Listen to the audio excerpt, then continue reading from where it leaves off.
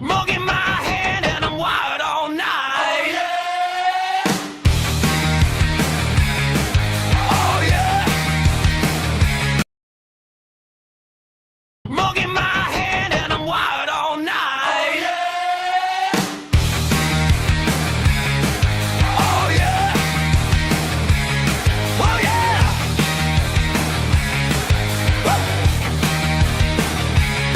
Changing diapers, roasting pundits, got spit up stains and 1,000 hot takes. They're all yelling on my phone screen. I hit play here for the Brits cell breaks. It's the Big Bad Caffeinated Podcast. Millennial dad with a mic and a laugh.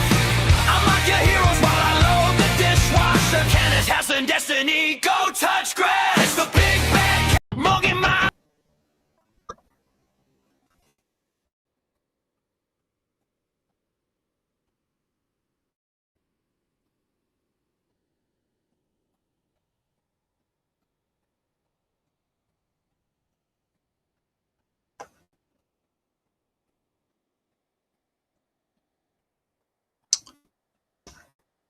Well, welcome, ladies and gentlemen, to the Big Bad Caffeinated Podcast. I am, of course, your host, the Big Bad Caffeinated Dad, and it is an absolute privilege to be with you this evening as we go through and react to the great debate between Candace Owens and Andrew Wilson. I've just been so excited and waiting and ready for this debate to start. Like, I was one of the people who really did not see this actually happening. I did not see that this was okay. So we're officially live. Actually going to show up. Candace, and pause that for a second. We'll get right into it. But yeah, it's just absolutely such an event that I think it is probably going to go down as the debate of the year. Might have been some wee disappointments in there, but like.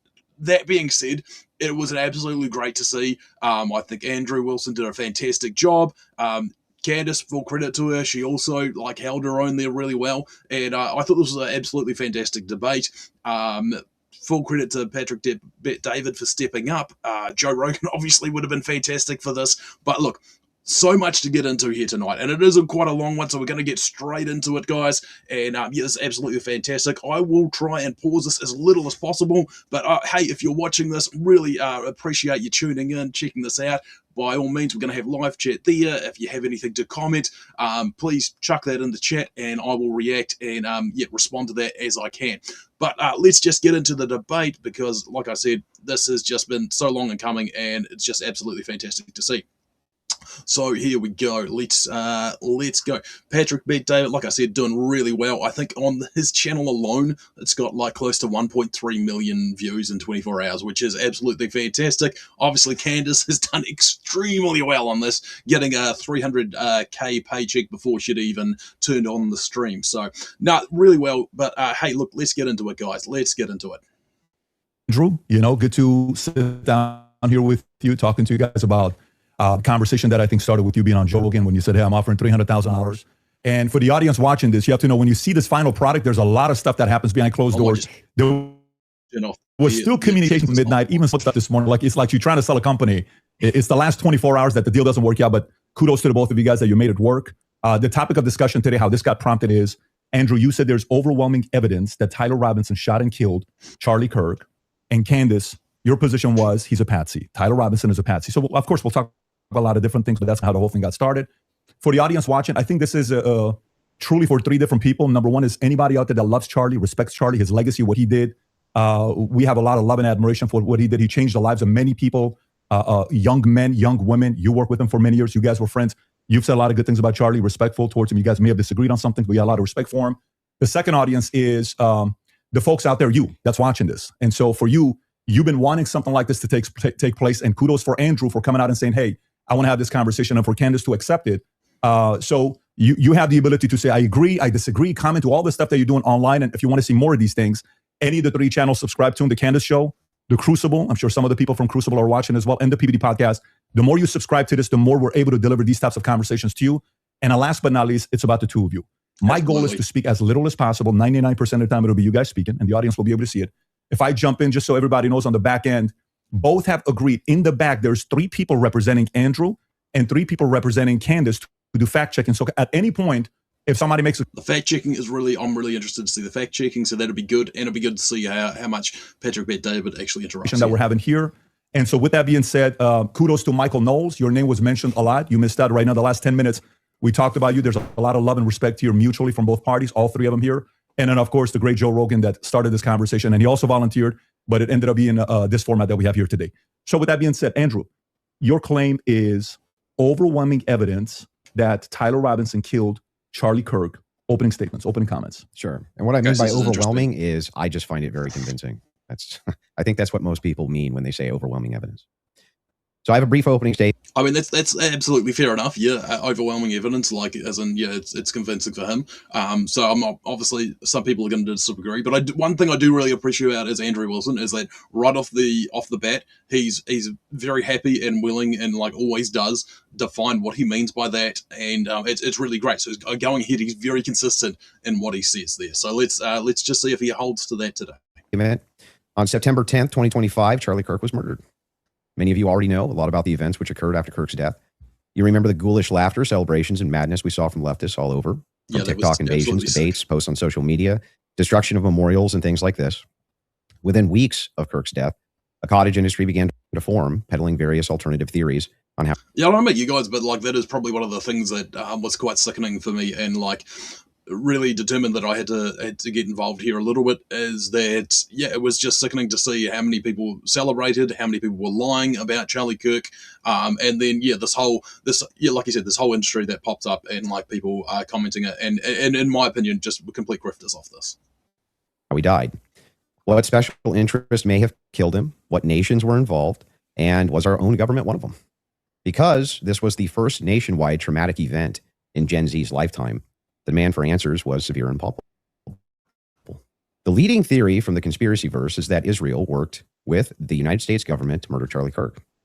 Within a day or two of Kirk's death, Ian Carroll claimed that Israel killed Charlie Kirk, and the conspiracy caught on like wildfire. This theory was built on one misleading piece of evidence, that in his final days, on or around September 8th, Charlie sent a text message reading, "Jewish donors play into all the stereotypes. I cannot and will not be bullied like this, leaving me no choice but to leave the pro-Israel cause." This was sent in the context of a platforming dispute regarding Tucker Carlson. From this scintilla of misleading information, it was speculated that Israel killed Charlie. Yeah, I think there was a lot of like misinformation that went from this text message when it became public, because I think if you read it, personally, my opinion of it, it was very clear he was talking specifically about Jewish donors within America. And what they were expecting to him. Like, Charlie, in my mind, was like a Big Ten kind of guy. He was trying to get as many people involved, and he didn't appreciate people coming in and, like, even if they were Jewish donors, dictating to him what he can and can't have on this massive platform, an organization that he's built. Charlie Kirk, because he would have successfully opposed the Iranian war. On theory, who doesn't like a fun conspiracy theory? I like them. But there is no evidence that Israel actually killed Charlie Kirk.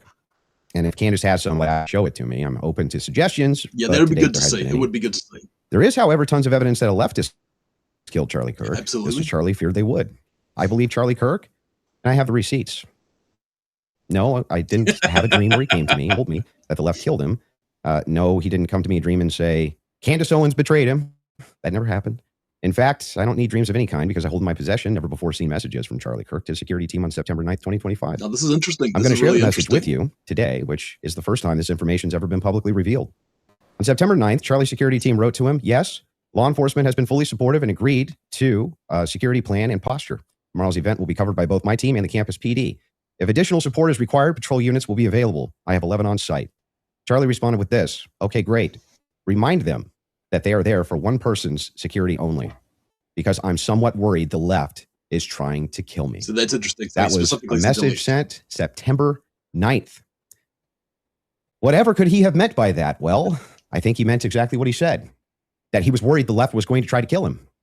Now, we'll discuss this more later on in the debate, and maybe I have more never before seen evidence that exposes just how wrong and, in my opinion, idiotic many of these conspiracy theories have been. But that's what happens when you rely on what's called the evidence of the gaps. In other words, they don't have evidence. They seem to just make up evidence. And what did they make up? Well, in my opinion, kind of whatever lined the pockets. And I think it's ghoulish to profit off of the death of a good man. Yes. But we came here today to debate. And so let's get to it. The debate topic today is 1, my belief that there's overwhelming evidence that Tyler Robinson killed Charlie Kirk, and 2, Candace's belief that there's overwhelming evidence that Tyler Robinson was a patsy and didn't kill Charlie Kirk. In sum, the audience is going to decide who has more evidence supporting their theory. My theory is that the state is correct that Tyler Robinson is the killer, at least based on evidence so far, and Candace's theory that Tyler Robinson is not the killer and he's a patsy set up by the feds. To be clear, this is not a question of reasonable doubt. If it was reasonable doubt, and that's all it was, and that's all Candace was proffering, I wouldn't even be here having the debate with her. It's fair to have doubts, as the trial has yet to occur, and the state hasn't even begun to try to prove their case beyond a reasonable doubt. But Candace makes a more forceful claim. She claims that there's more evidence that Tyler's not guilty of murder and was set up as a patsy than there is for the state's case. And I just think that that's absurd. And she will not be able to demonstrate that in any way. In fact, she has almost no real evidence at all of her theory, whereas my theory is supported by compelling witness testimony, physical evidence, multiple confessions, all of which are independently compelling, but which are even more convincing as each piece of evidence corroborates the others. You'll notice the term overwhelming was included in both theories. This is because Candace demanded I defend my use of that term, which I think is fair, in describing the evidence against Tyler Robinson. She, on the other hand, only wanted to defend her theory as merely viable. That is, until I showed her clips in which she said she believed the evidence of her theory, that Tyler Robinson was a patsy, was supported by overwhelming evidence. Only then did she agree to defend that position. Regardless, we're both defending the claim that there's overwhelming evidence on our side, so it's worth defining that term. When I say the evidence against Robinson's overwhelming, all I'm saying... Yeah, so originally, according to some tweets posted, that Candace originally did not want to actually go through. She only wanted to discuss evidence, brought up against, like, in the pre-trial against Tyler Robinson. She did not want to discuss the, I suppose, viability of her own theories, which I think is, like, amazing that she would try and put that out there. Like, she didn't want to go to that. So, no, kudos for Andrew Wilson for not playing into that. Is that I mean that as of right now, I find it very convincing.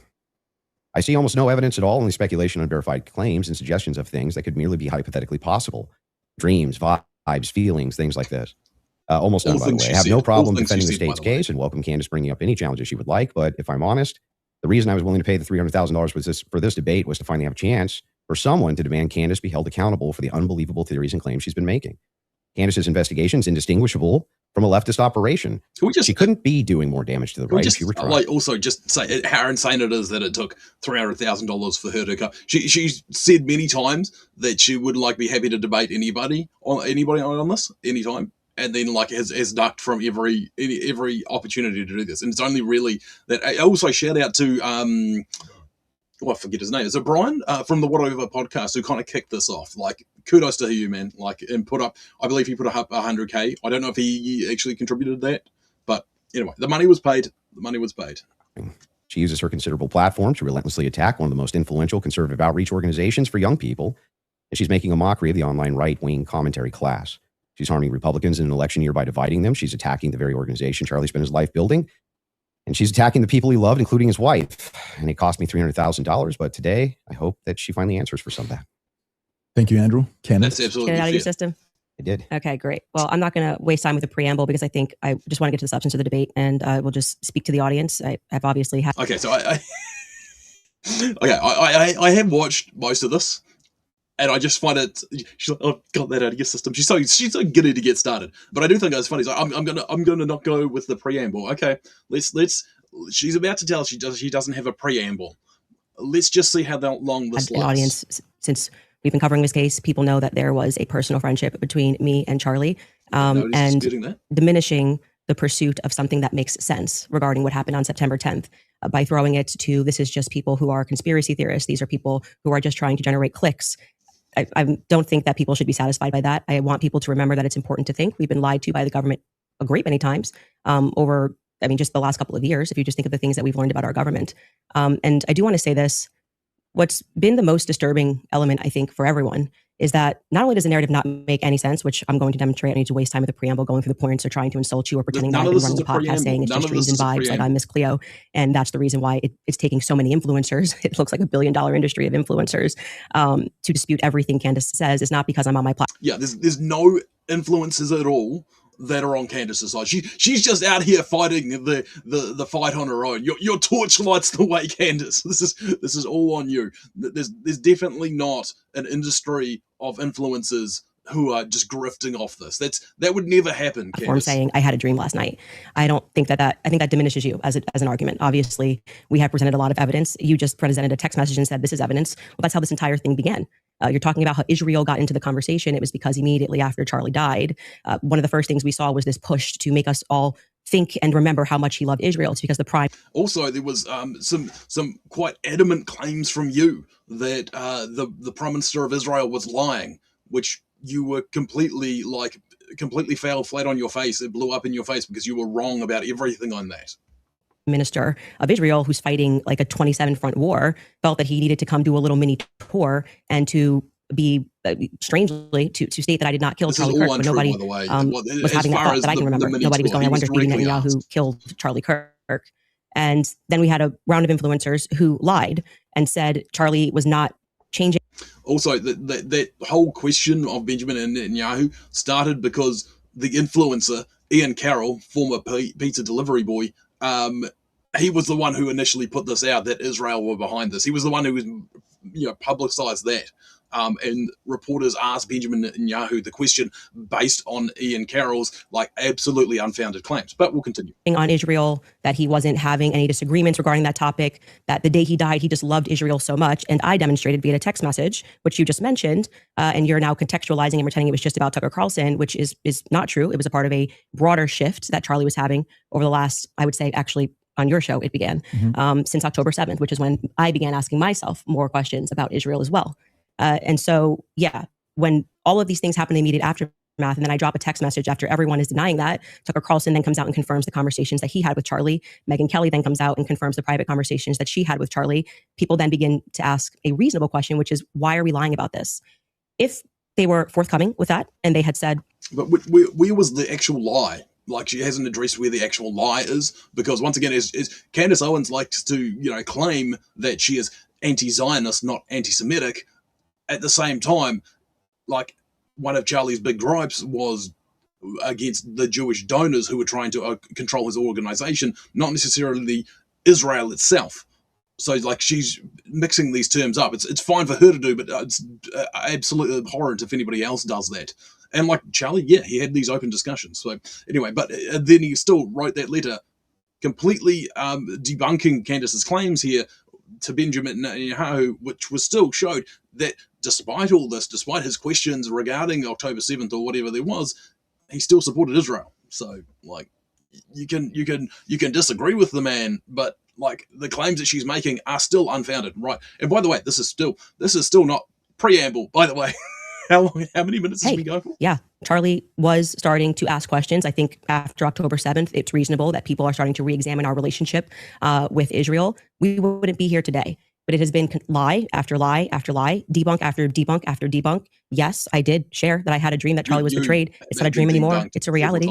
I look at what the organization has become, the people that they are partnering with, the lies that they are telling, the extraordinary people that they're sending out to say that I hadn't speak to Charlie since 2018, and it begins to look like a conspiracy. And just as a historical fact, that entire term was created by the CIA to gaslight people after the assassination of JFK. So it's not exactly one that... So because the CIA created the term conspiracy, therefore you cannot say that Candace is part of any conspiracy and pushing unfounded conspiracy theories, because then you're a government shill, I guess. Okay, radio, Candace. Makes me nervous. Calling somebody a conspiracy theorist is essentially saying that they demand further answers. They're not accepting the Fed slop. So I'm grateful that you came today. I don't need to, like I said, take cheap shots and discuss your manner of debate or your strategy. And I'm also grateful that you shared that you had that text message today, because everybody watching knows that I have been demanding not a debate, just an open conversation with Turning Point USA. They should be here. It shouldn't be you in that chair. It should be the person that took Charlie's place, maybe Erica Kirk, maybe Andrew Cole, that he's a spokesperson.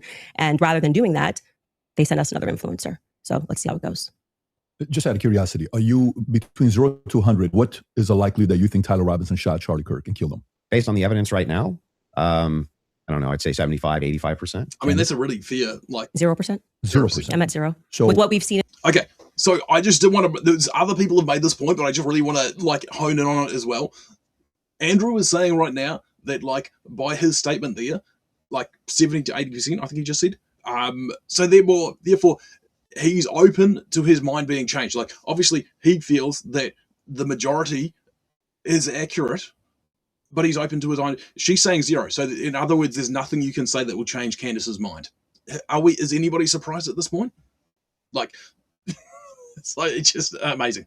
In terms of the evidence, I'm at 0%. So not 0%. only, you know, that maybe somebody was behind him as a patsy influencing him, you're not even saying that he didn't. Now, just one more point, just to harp on this a little bit. If you were at 0%, like 0% chance that my mind can be changed on that, you would assume that somebody would have really compelling evidence that their mind is made up in another way.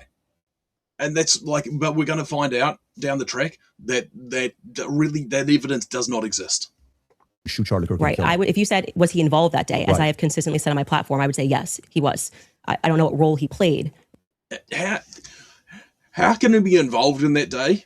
Like, it just, she does not explain that theory. He can be involved. I don't know what role he played. Well, like, but he's innocent, and I'm actively on my platform telling people that we're going to get him off the death penalty because he's an innocent man.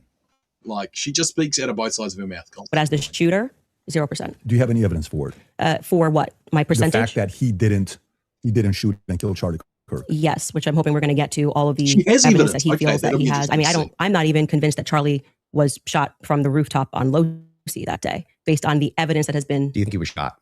I do not think that Charlie was shot from a 30-06 from Losi. Just shot at all. I don't know. I think that a projectile hit Charlie, and I'm open to other people's presentations, but I have not seen any compelling evidence that Charlie was shot by a 30-06. Can we see maybe if we're going to have an olive branch to each other, if maybe we can establish what we consider the facts of the case to be first? Yeah, sure. Okay. So you're not sure if he was actually shot. You're open to alternative theories. He was definitely hit with a projectile of some description. If we're talking about was he shot from a gun, a 30-06, I would say definitively no. Okay. It defies common sense to think that he had a Superman neck. And even if he did have a Superman neck, which has been demonstrated, I think actually recently a YouTuber actually set up Spalhalla steel cages and shot it and it went through. So under no circumstance will I. Under no circumstances will she accept that. Okay. Just as a matter of point, gosh, I'm having I'm about to say Malcolm X. No, it's not that. It was civil rights guy. No, it's escaped my his name has escaped my head at the moment. Sorry. So at least not a 30-06. Definitively not. A 30-06 from Losi, 150 feet. No. But you're not necessarily closing off the avenue that he could have been shot at all. With maybe a smaller caliber. Okay. And then there's some things that I'm going to make concessions on that I do think we need more answers on, and I'm fine with that. Sorry. So she's saying it's impossible that he was shot in the neck with a 30-06. She said that several times because it goes straight through. It wouldn't stop in his neck. It's absolutely impossible. Martin Luther King was shot in the neck with a 30-06 and there was no exit wound.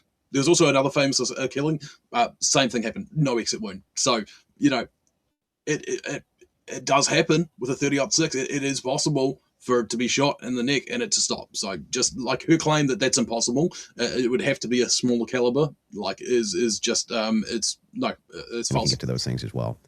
The other thing is in the timeline. One of the things that we dispute, I think, on the timeline is that you think that Robinson drove hours away to a steakhouse in the timeline. Is that correct? Yes. Okay. And what's the compelling evidence that you think you have there? I spoke to the owner of the restaurant, and I have seen the receipt. I know the conversation that I had, and I think it's enough that it will be presented. Obviously, if this goes to trial, but yes, I do believe that he was in Panguitch, which is near his grandparents' home. Did he give you an unedited copy of that receipt?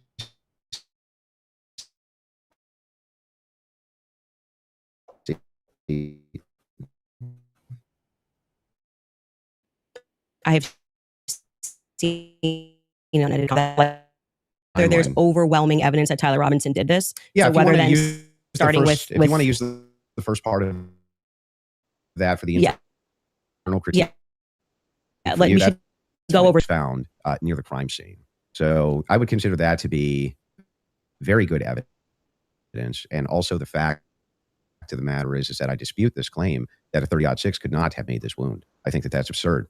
150 grain Remington core locks absolutely could shatter when it hits the neck of any human being. When you say that there's some steel neck and it's a smaller caliber, you have to make a counter explanation. Why wouldn't a smaller caliber also go through bone? It could. I didn't say it can't. Right, exactly. So if that's the case, then ammunition is going to be the critical key here. And if we have frangible ammunition, which we do in this case, a flex tip round, well, I'm sorry, not a flex tip, a soft point round from a 150 grain Remington Core-Lokt, that's just a small jacket that goes around the actual lead piece. This thing could have split apart in air for all we know, but definitely upon impact. And we have the medical examiner who confirms this in a summary. And my team can bring that up, the summarization, which means he would have to be a part of some kind of conspiracy as well.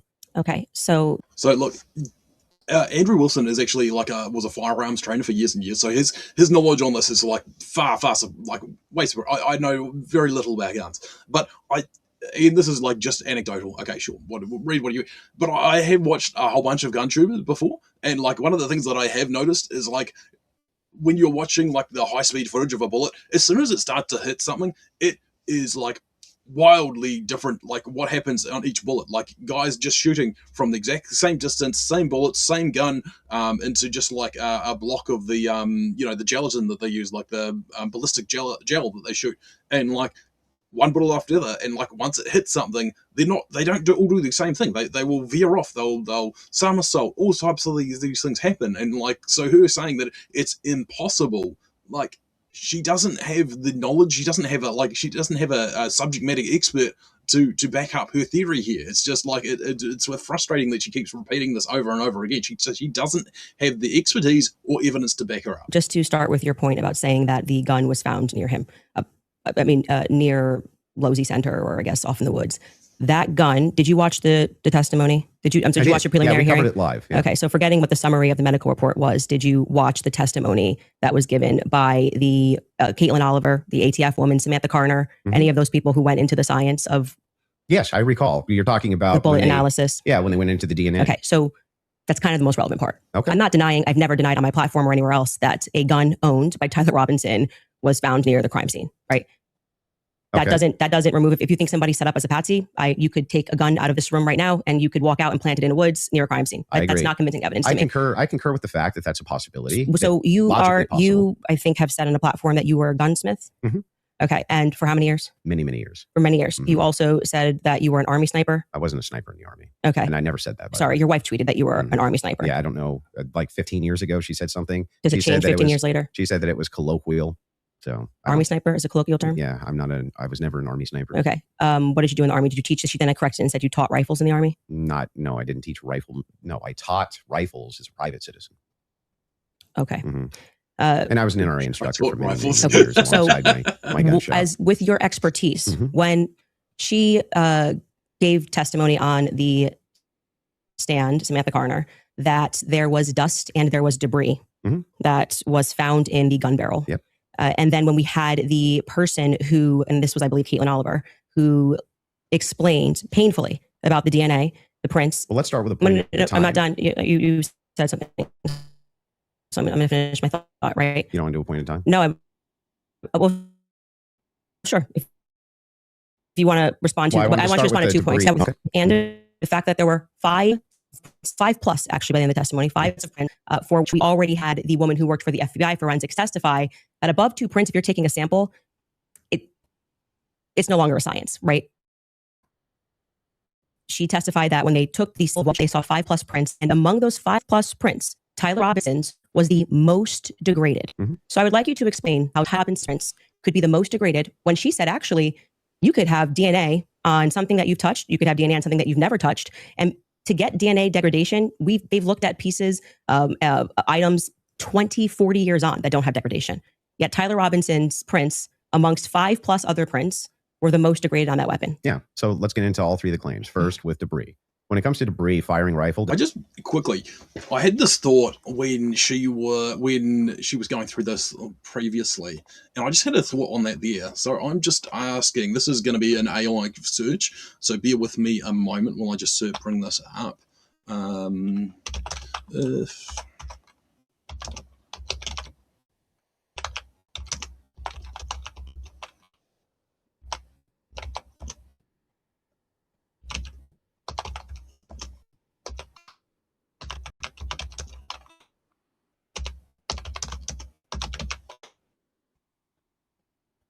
Bear with me a moment, sorry. Off gun.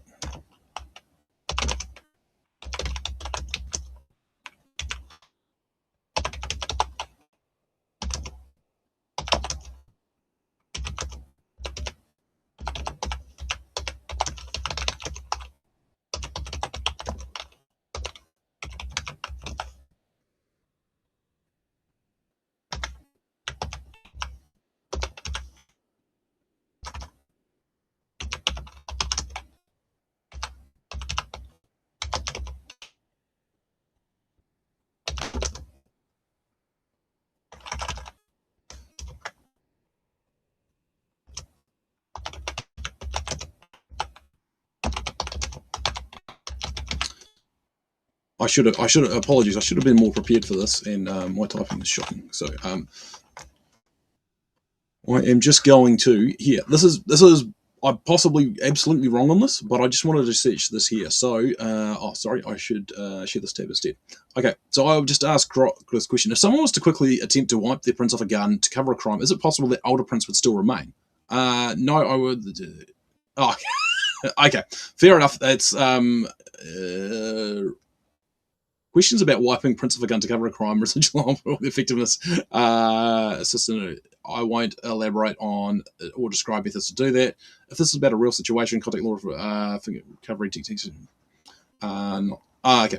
All right. So I can understand Croc's kind of being a you're being a Nancy. Okay. So I can't actually. Okay. No worries. I'll shoot. We'll go back to this one. Sorry. I had the theory, and this is just a hypothetical explanation that it was like, if it was the case that he, when planting the gun, decided to quickly, with a towel that he had, we know he had a towel, quickly wipe off the prints, that it's possible that his prints being like fresh and new, that they would wipe off more easily than perhaps older prints. And so the older prints would remain if he was just doing this very quickly. That's just a hypothetical, but I think it's actually quite plausible that is the case. Why some of his prints might have been more more smudged, and older prints remained there. That's just a hypothetical. But also, I think she's mixing up terms here as well, because she's saying prints at one point and then DNA at other points. I think there was DNA on the towel that he used, not on the gun itself. But there were prints on the gun. It doesn't always blow the debris out of the barrel. Okay, you think there could be debris and dust? Yeah. He just fired the weapon. Debris. Okay, none of that. He left it in a forest. Now, I don't know if you agree with me, but if you leave a rifle in a wooded area, it's also possible that debris could get in that way. But I'm not even sure that that's what the case is. I think it's far more likely that he fired the shot, it just didn't blow all the debris out. It's interesting. I would have thought that a bullet. You'll find this if you take Grandpappy's I have seen other people back this up as and it's all dusty inside the bore, and you go fire it. You'll often look down the bore and there's still dust. Okay, happens all the time. Okay, and the prints? Yeah, so the prints we don't know all of the details on just yet. We do. It was excruciatingly long testimony on the prints. We don't, because they haven't gone to trial, so we don't know on the print front. But Tyler Robinson's DNA was on there. You made the claim that Lance Twig's DNA was on there, and it was not. Well, when she gave the testimony, first let's go to your first point, because that's wrong. We can get a fact check on that. What do you mean we don't know until it goes to trial about the degraded prints? She testified, and this is the person who took the prints. Yes, but the problem is that inside of this particular testimony, you agree with me that there's going to be much more of the DNA analysis in the trial, right? But you also would agree that her fact is not going to change, that among the prints, his was the most degraded. Okay, we're just going to pause this just for a second, because she makes a claim here that she's going to take away later on. Okay, so her claim here is that there are that this is all factual. Everything she's presenting is factual, and you cannot argue with the facts of this here. Okay, she seems to be really picky and choosy when things are facts and when things are hearsay, and that's going to come to light later on in this here, in a few minutes, in fact. Asking you to address that. How could that be possible? Let's give it. Let's just grant this for a second as a possibility that his fingerprints were degraded. It's not a possibility. It's a fact. The person who took it. I'm just granting it for the sake of argument. So I just want to point out that when it supports Candace's case, it's a fact that you have to accept. You have to accept this as fact, but later on, when things don't support her, well, then it's a patsy. It was a setup. It was a CIA hit job. It was Israel. You should grant it because it's a fact that she presented. So now it's granted. So what? What do you mean, so what? Yeah, so what? What does that prove? It proves that if his prints were the most degraded amongst 5 of them, you're going to have to explain how that's possible if he's the one that recently fired the weapon. Yes. So wait a second. You're saying that it's an impossibility that if his fingerprints are the most degraded, I'm telling you to explain it. You're the gunsmith. Well, so wait a second. How would a gunsmith give an analysis on fingerprints or DNA? Do you think that I've worked in a DNA laboratory? So with your answer is I don't know. You can just say you don't know. But you don't have to. But I did. No, you said so what? So yeah, say I don't know. I actually don't have an explanation for that, prove, Candace. Though, is my question. Well, I think that what it would prove is that it is a more viable theory that people who had stronger prints on the gun may have used it more recently. Did they say who else had fingerprints on the gun? They named Matt Robinson explicitly. Okay. And this was a part of the testimony where she was speaking about how they got samples of elimination samples from the home of Amber Robinson, Matt Robinson, and Lance Twiggs. Those were the 3 names they named. So are you saying that Twiggs? Would you like me to finish my statement? I just want to make sure I'm clarifying. I'm trying to finish the answer, but it can't be clarified until the answer comes out of my mouth. Okay, go So ahead. this was a portion of her testimony where she was explaining how they got elimination samples from the home. And she named Matt Robinson, Amber Robinson, and Lance Twiggs as the elimination samples that she was using. And so she explicitly said, some of them, so we can assume 2 out of the 3, were their prints were found on the gun. She explicitly named Matt Robinson as someone who had prints on the gun, and then said there were 5 people that they had taken that sample from. And again, what's also relevant here is the earlier testimony, which came from the FBI forensics analyst, I believe it was on day 2, where she said that when you're using those mixtures and those samples and you get up to 5+, it's really hard to make any sort of a determination. So both of those things are relevant. If you can't explain why his prints are the most degraded and you're saying he is the shooter, it's not really a so what. It's an open-ended question that people have a right to pursue. It's not a conspiracy. It's actually proof of my claim that there's evidence that he was set up as a patsy. I think this would also depend anything on about him being a patsy. exactly It said the it's prints were evidence located on to the gun. support the claim that he could have been set up as a patsy. So this is why I said earlier, so what? Because even if it's the case, this doesn't have an explanation for it yet. That doesn't actually give you any evidence in your corner for Tyler Robinson being a patsy. Okay, hang on. I didn't cut you off. Right? You would need to actually explain how this would demonstrate Tyler Robinson. This is tied into Robinson being a patsy. Are you claiming that these fingerprints were Lance Twiggs or that he had any DNA there? I'm saying that it could be Matt Robinson, it could be Amber Robinson. That sort of information is going to come out during the trial. How would that tie into the idea that he's a patsy? Yes, because if his is the most degraded prints and the information that I shared on my platform is true, that this gun was given to Tyler Robinson as an heirloom. I had conversation with members of the Robinson family, Twiggs family, both of them. You know, like I said, we're not just dreaming. And if we're having those conversations and they told me that gun was only given to Tyler Robinson because it was a family heirloom. Okay, so it was his grandfather's gun or great-grandfather's gun. I don't remember the difference. I don't remember which one it was. And so he got it because he's the firstborn. So, but he's not much of a shooter, is what I was told.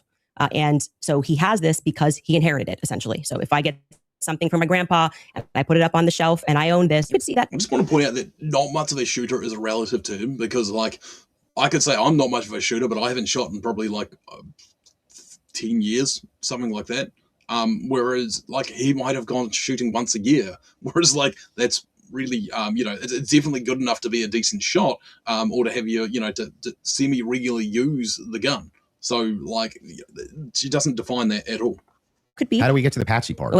You don't let me ever get to the end of the sentence. So how could we get to the patsy part? Okay, if I can't I'll get to the end of the sentence? patiently till we get to so the that could be a part. reasonable explanation as to why there was dust in the barrel, because he doesn't often shoot this weapon and he is indeed a fisher. And it could also be a reasonable explanation for why we have Matt Robinson's prints on this. Obviously, Lance Twiggs, even if he has prints on things, they live together, that doesn't really mean anything. But that could demonstrate that somebody took his weapon and put it somewhere. His prints are the most degraded. Somebody else's prints, there's more presence of somebody else's prints, and that could demonstrate that somebody is taking items from his house and putting it into various places. But it also could demonstrate nothing. So the problem that you have here is that this is pure conjecture. This is not evidence that Tyler Robinson is a patsy. It's only evidence that you have conjectured up that, if it's the case that these are the more degraded prints, then therefore that means must be patsy because dad's fingerprints on gun. I didn't say must be patsy. Describe how this actually links in to Robinson being a patsy. Okay, I just described that for you, so I can explain it to you, but I can't understand it for you, so I'm going to move on from that. But to just go back to your point about this is not. No, she thinks it's such an own. Like I can explain it to you, but I can't understand it for you. But it's like, yeah, okay, but you haven't explained how that is evidence that he was a patsy. You haven't. Evidence. You can't make that claim because the entire basis for why you think that there's evidence for Tyler Robinson being the person that took the shot is based off of a hearing under Utah 1102 rules, meaning that they are doing the exact same thing that I am doing. This is the state. You said you're here to represent the state. Well, did you watch the preliminary hearing? I didn't say I was here to represent the state. The state's position you think is strong and convincing. What I'm here to do is represent my own opinion. You said in your opening statement, based on the evidence presented. Okay, so the claim that she's about to make very soon is absolutely wild, and I think just shoots herself in the foot here. It's so far by the state. The state has presented evidence under Utah's 1102 rule. But this doesn't demonstrate any patsy No, that's very important because that rule is hearsay. So you can't say at the same time, Candace, you're not allowed to. And what that means under the Utah rule, which I'm sure you know, because I'm sure you watched the preliminary hearing and yourself understand what that means, is that the entire hearing was hearsay. It means none of that information that was presented. The entire hearing is hearsay. Presented is going to be allowed, the majority of it, the overwhelming majority of it is not going to be allowed at the trial. This is an amazing statement. So this is the entire pre-trial is hearsay, and the overwhelming majority of it is not going to be allowed in trial because it's all hearsay, according to Candace Owens. That's what she just said. Although, whereas in like 10 minutes ago, she was saying about her prints in like the statement by the medical examiner, like you have to the forensic examiner, I should say, sorry, you have to accept that because it was evidence. Like, which is it? Is it all hearsay or is it all evidence? Like, it seems it's really, whenever it's convenient to Candace Owens, then it's evidence. When it's not convenient, it's hearsay or it's a patsy or it's a conspiracy. They're allowed to present when it's just a probative hearing. I don't think all the evidence that was put in was hearsay. Okay, you didn't watch this case. But not only that, no. This is a huge point. This is crazy we that you can don't call know for this. a fact check. If Yes, all the evidence we need more was than a put fact in, check. This was every single The day. team in the back is Utah actually Rule saying they want to 1102. go there. So they said there's a medical examiner's explanation of the shooting that's in the back. Rob, if you want to pull it up, and then Candace, if anybody from your team wants to pull something up, no problem as well. But they're requesting it. If you guys got it, pull it up so we can show it. And in the interim, is that it? Yeah. So I'll read this. Just what are we looking at, just so we know? Yeah. So this says the bullet, or at least part of it, sequentially perforated the interior left of Mr. Kirk's neck, strap muscles of the left side of the neck. This is a summary, by the way. Left common cartoid on the left internal external jugular veins. The bullet also obliterated the left side C27 vertebrae, transacted the cervical spinal cord. Medical examiner observed a significant portion of Kirk's cervical spinal cord was traumatically absent. Mr. Kirk suffered from other severe injuries, including bilateral, apical, and posterior intercausal. Just another point that I just thought of while watching this is one of Candace, I heard her definitively state in there that in her statements against the security team, and that why they were involved in this assassination, because they instead of attempting to do CPR on Charlie, they just dragged his body to the car and took him to the hospital. It just said there that his that his coronary artery was had been split open. It's like, yeah, okay, if you stop and give him, like, trying to resuscitate him, well, then blood flow continues and, like, he just bleeds out.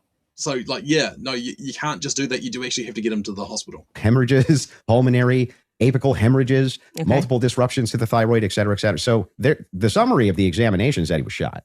Okay. That was what they were pulling that up for. Okay, and I'm not disputing that he could have been hit with a projectile. We're not disputing that, so I don't know why this was brought up as a fact check.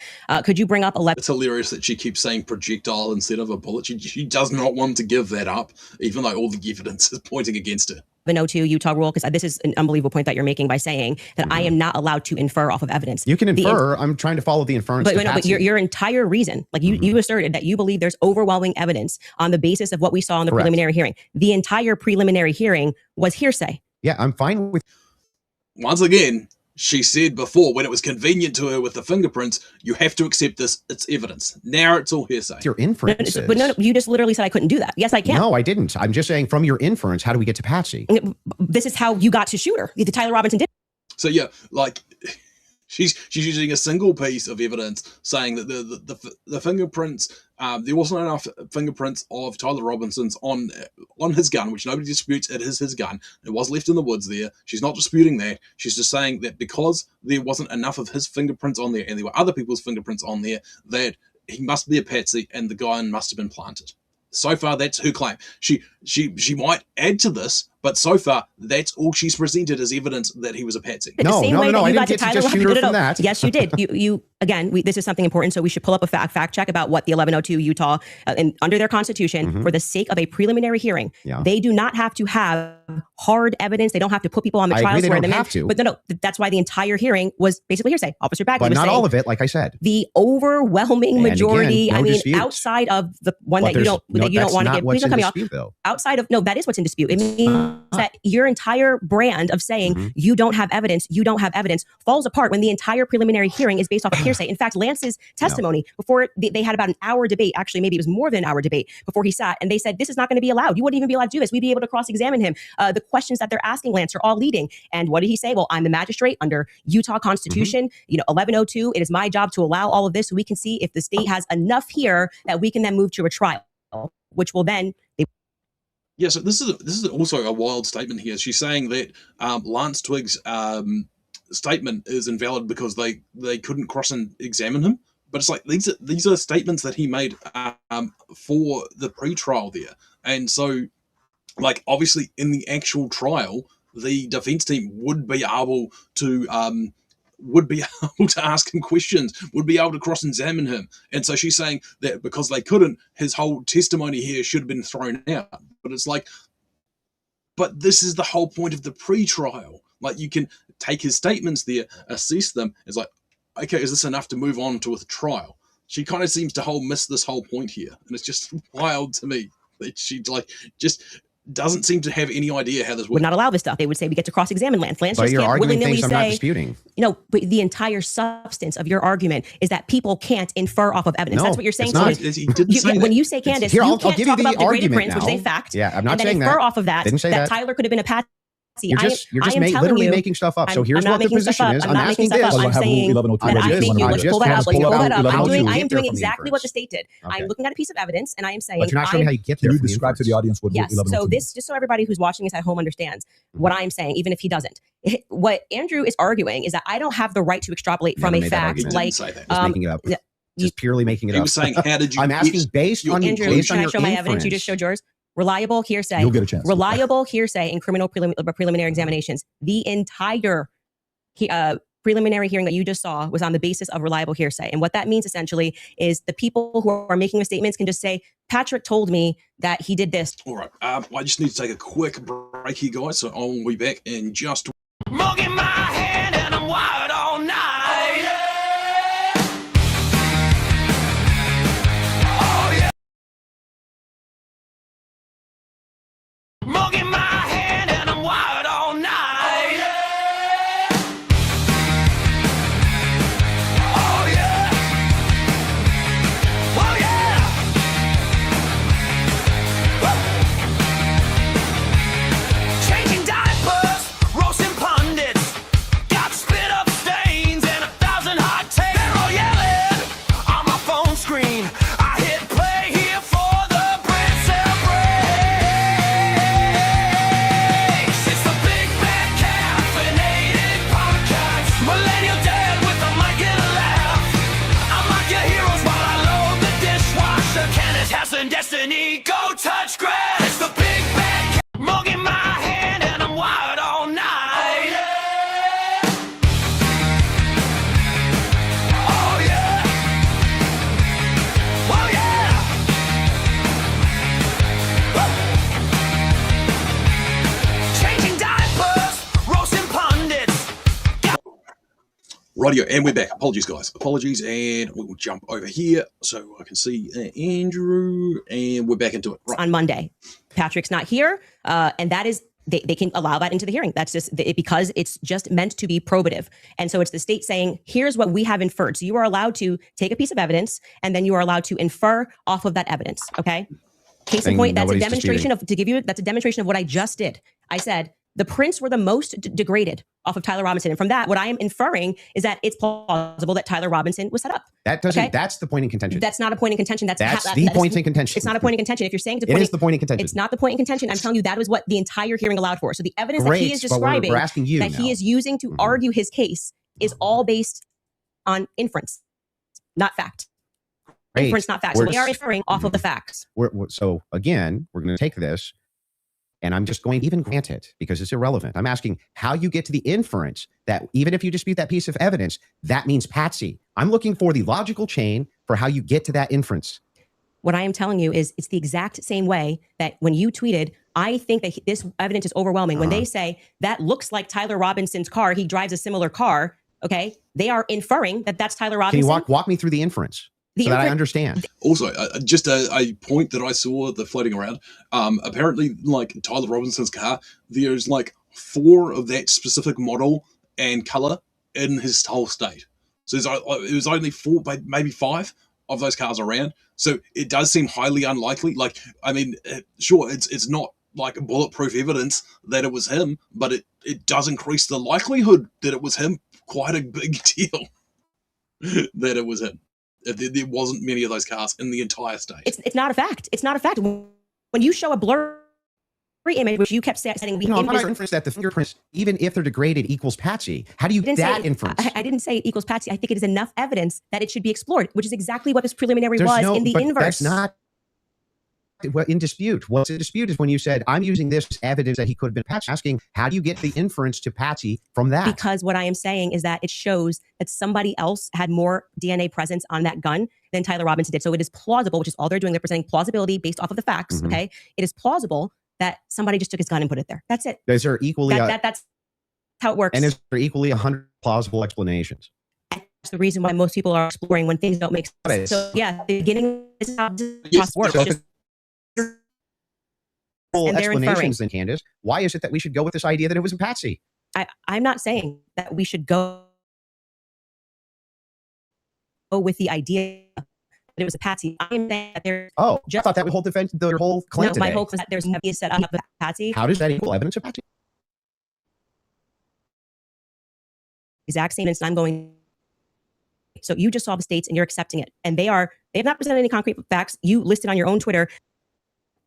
But so far, the only evidence that you've presented is that it's not his car, which, like, you can't prove that it's not his car, and also that there wasn't enough evidence on the rifle, but it was his rifle, and, like, you know, it's a big stretch. There does seem to be a whole lot more evidence towards the actual theory that, you know, the evidence points towards Tyler Robinson was there and he took the shot. That what you found to be convincing was something that looked like his car pulled into the driveway, a blurry image. No, I didn't. The standard white guy coming up the steps that could literally be anyone. It's never happened.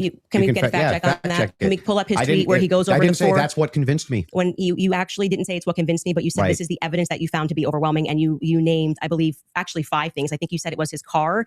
You said it was. Well, there's multitudes of things that I find. You just said you didn't say it, evidence. so we're going to get a fact check on that. You did. Go ahead. You said the blurry images coming up the steps.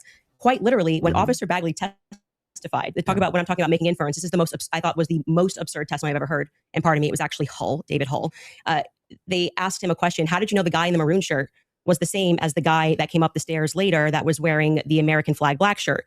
And he said, they're wearing the same shoes. Why is that absurd? That's how you decided these two are the same people. Oh, wow. What a scientific. They're both wearing Converses. Okay. Okay, so she's saying that that the only thing he used to establish that it was the same person was the shoes. It's like, well, no, that's not necessarily like, like he saw a nail that, like, same body kind of shape, different clothes, but he goes, oh, different clothes could be the different person. Oh, look, those shoes are the same though. Therefore, yeah, that looks like the same person. That's just changed. But she's saying the only identifiable character, it could have been me. It could have literally been me. I'm the other side of the world, but I could have been there just in the same Converse, is what her claim is. It could be literally any other person. They just happen to have the same shoes. Like, no, I don't think that was what the guy was claiming at all. That's an absurd thing to say. That is not evidence that these are the same people if we're both wearing Converses. That was what he said. That's what flew on the stand. But I still don't understand how that would be absurd. If somebody, it's an absurd thing. For instance, if somebody were to change their clothes but keep the same shoes on, wouldn't you utilize the shoes to try to track that person? The idea that on a college campus, 2 people wearing this totally different outfits but both wearing Converses can't happen is such an absurdity that I don't even need to, like, argue that. I'm just going to let people. Why is it absurd? Just concede that point. Obviously, it's absurd thing to say. I'm not I know sure. These are the same people because they're both wearing Converse. Yeah, I'm not sure if in context that's what happened. But even if it is, you can get a fact check on it. But even if it is, again, and it was if we're utilizing inferences. Whenever we're dealing with logic and we're dealing with making a logical inference, we're going to take the entire collaboration of evidence and then we're going to make inferences from that. You would do that with any type of logical proposition. Otherwise, you could never have a true or false claim. You just told me I couldn't. So that never happened. You're just making stuff up. So anyway, when we're talking about logical inferences, what I'm looking for is the logical inferences that you have that Tyler Robinson's a patsy based on the totality of evidence that you have. We can keep going through your other evidence. We should find his tweet where he lists the reasons that he was convinced. So let's start with the 30-06. I think that's fine. Your team's looking for. Do you remember how long ago that was? The tweets of the 5. Did you delete it or no? No, did you delete tweets? Okay, cool. I just look for. He said it was misspelled. his car. It was his. It was the car, and it was definitely the staircase photos, and it was when the trial was going on. Okay, she has it. Perfect. If you got Skylar has it. If you want to pull it up so we can see it. Somebody said, so give me the clear evidence right here. I want you to provide it right here. All I heard from the investigator was, we believe this to be Tyler Robinson. Is belief something you go as a fact? You wrote the car pulling in. That's a totally blurry image. Robinson getting out of it. You have no idea if that's Tyler Robinson. The fact that he is seen 4 other times on camera. The fact being just a standard white boy with brown hair was seen walking up staircase. The DNA on the roof, we should discuss that. And on the screwdriver that he left behind, it's overwhelming, man. Yeah, but that's not an exhaustive list. Well, just so we're clear, you did tweet it. But it's not an exhaustive. Yeah, well, but just 5 seconds ago, you should concede. You said I only said this one thing and said that was overwhelming, actually. That's not what I said. It is. You could even Patrick, pull your own did I clip. say that? Can you fact check if that was said or not? I did not hear her say So the this. thing is funny here is like we still aren't getting to any of these inferences. So Why are you pivoting? So but just say you were wrong. It's cool to just say I was wrong. I'm not wrong. So back to the tweet aspect here. It was really funny. That's not an exhaustive list of why I find it. I didn't say it was exhaustive. I just And said you said I it. think she And didn't on top finish of what she was you saying. didn't. You said that I only said this one thing and then said based on that it's over. Well, I didn't. You didn't mention that I mentioned the screwdriver, DNA, all these other things. You never mentioned any of that. So no, you're actually incorrect there. But on top of that, moving over to the actual evidence itself. Are you? Yes, I'm okay. Anyway, back to the evidence you're itself. okay. Yes, Actually, I'm glad you're asserting that you're okay. I wasn't worried about your health. So once again, Candace not actually completing her sentences and completing her thought, and then she's like, she seems perplexed as why he's not responding to the thought that she didn't finish. Like she did start to say 5. She said 5. She didn't say you said 5 things in this message. She said you had said that about about him being spotted, but. Like, yeah, she didn't actually finish what she was saying. So, like, it's not his fault that he's like, well, you're adding to this. You're saying that I just said you tweeted this. You said no, I didn't. We got a fact check, and now you're like just going to gaslight me and pretend that I said no gaslighting. It wasn't exhaustive. I never said that. I just said you did say this. Zero gaslighting. I didn't say you couldn't have said more, but I would like to address what you this said is in your that tweet. time. If this is how you want to spend it interrogating my position, you can do it that way. I'm just addressing what you asserted on your Twitter was like the hard evidence that convinced you was overwhelming. That's literally your debate not what claim. you said. That's not actually, in fact, what happened in that exchange. I was here for it. So what's your position here? Yeah, so my position is that based on all of the evidence, which has been demonstrated, at least all the evidence to my knowledge, that I'm actually not seeing anything that's compelling as an alternative theory. I'm not seeing anything which is convincing me of something otherwise than what the state is presenting as evidence. That's my position. Okay. That's what you're asking me. So just going back to what you did actually tweet, is it fair for me to ask questions about that? Is that the only tweet you're going to ask me about? Well, we're addressing your claim that the evidence is overwhelming, and this is a tweet where you listed what you felt was overwhelming. I think that's fair. But not right? I feel like that's fair, but not exhaustive. Just so you know. And I never said it was exhaustive. Go Even ahead. though you said I did. Sure, whatever you want. But yeah, so going back to that, all of that, as you say to me, well, Candace, why are you addressing and making inferences off of the testimony? No, I never asked you why. You're making inferences. I asked you how, with the inference you made, you got to the conclusion. Okay, so I would like to know how you got to the conclusion, and I'm just going to throw it right back at you because for some reason you permit yourself to do it, and that's what I'm demonstrating is that you permit yourself to do it, and then you say when I do it, it's a conspiracy, right? No. How are you able to infer off of blurry staircase images that is Tyler Robinson? Yeah, so in that particular case, what you do is you take that evidence, you combine it with other evidence. So it's not just that Tyler Robinson is seen in the staircase. Why are you calling him Tyler Robinson in the staircase? That's what I want to get to. Yeah, because, I mean, we'll just use this. If you don't agree that that's Tyler Robinson, then you would just have to humor me. I think it is, so I'm using the name. But why do you think it is? Because you make everybody, you call them conspiracy theorists. That's literally what I'm trying to explain to you. Okay. So if you're asking for my inference why I think it's Tyler Robinson, is because Tyler Robinson said in his text messages, you'll be able to see me on security footage at the campus. Said it in his own messages. On top of that, Twigs, yes, you can pull them up if you want to fact check that. He did say. I would. I'm sorry. I actually think I really did miss that. I'm not saying you're wrong. I don't remember him saying you're going to see me in. I'm paraphrasing, but it was pull that up. Yeah, you may have it. And by the way, Twigs himself said that he had some maybe a tiny bit of doubt, but it sure looked like Tyler Robinson inside of this various surveillance footage that he saw. So Lance, sorry, hang on. So there's multiple reasons why it is that I believe that that's Tyler Robinson, not just because of blurry footage. Did you have a dream? Just kidding. No, it's because I combined multitudes of evidence.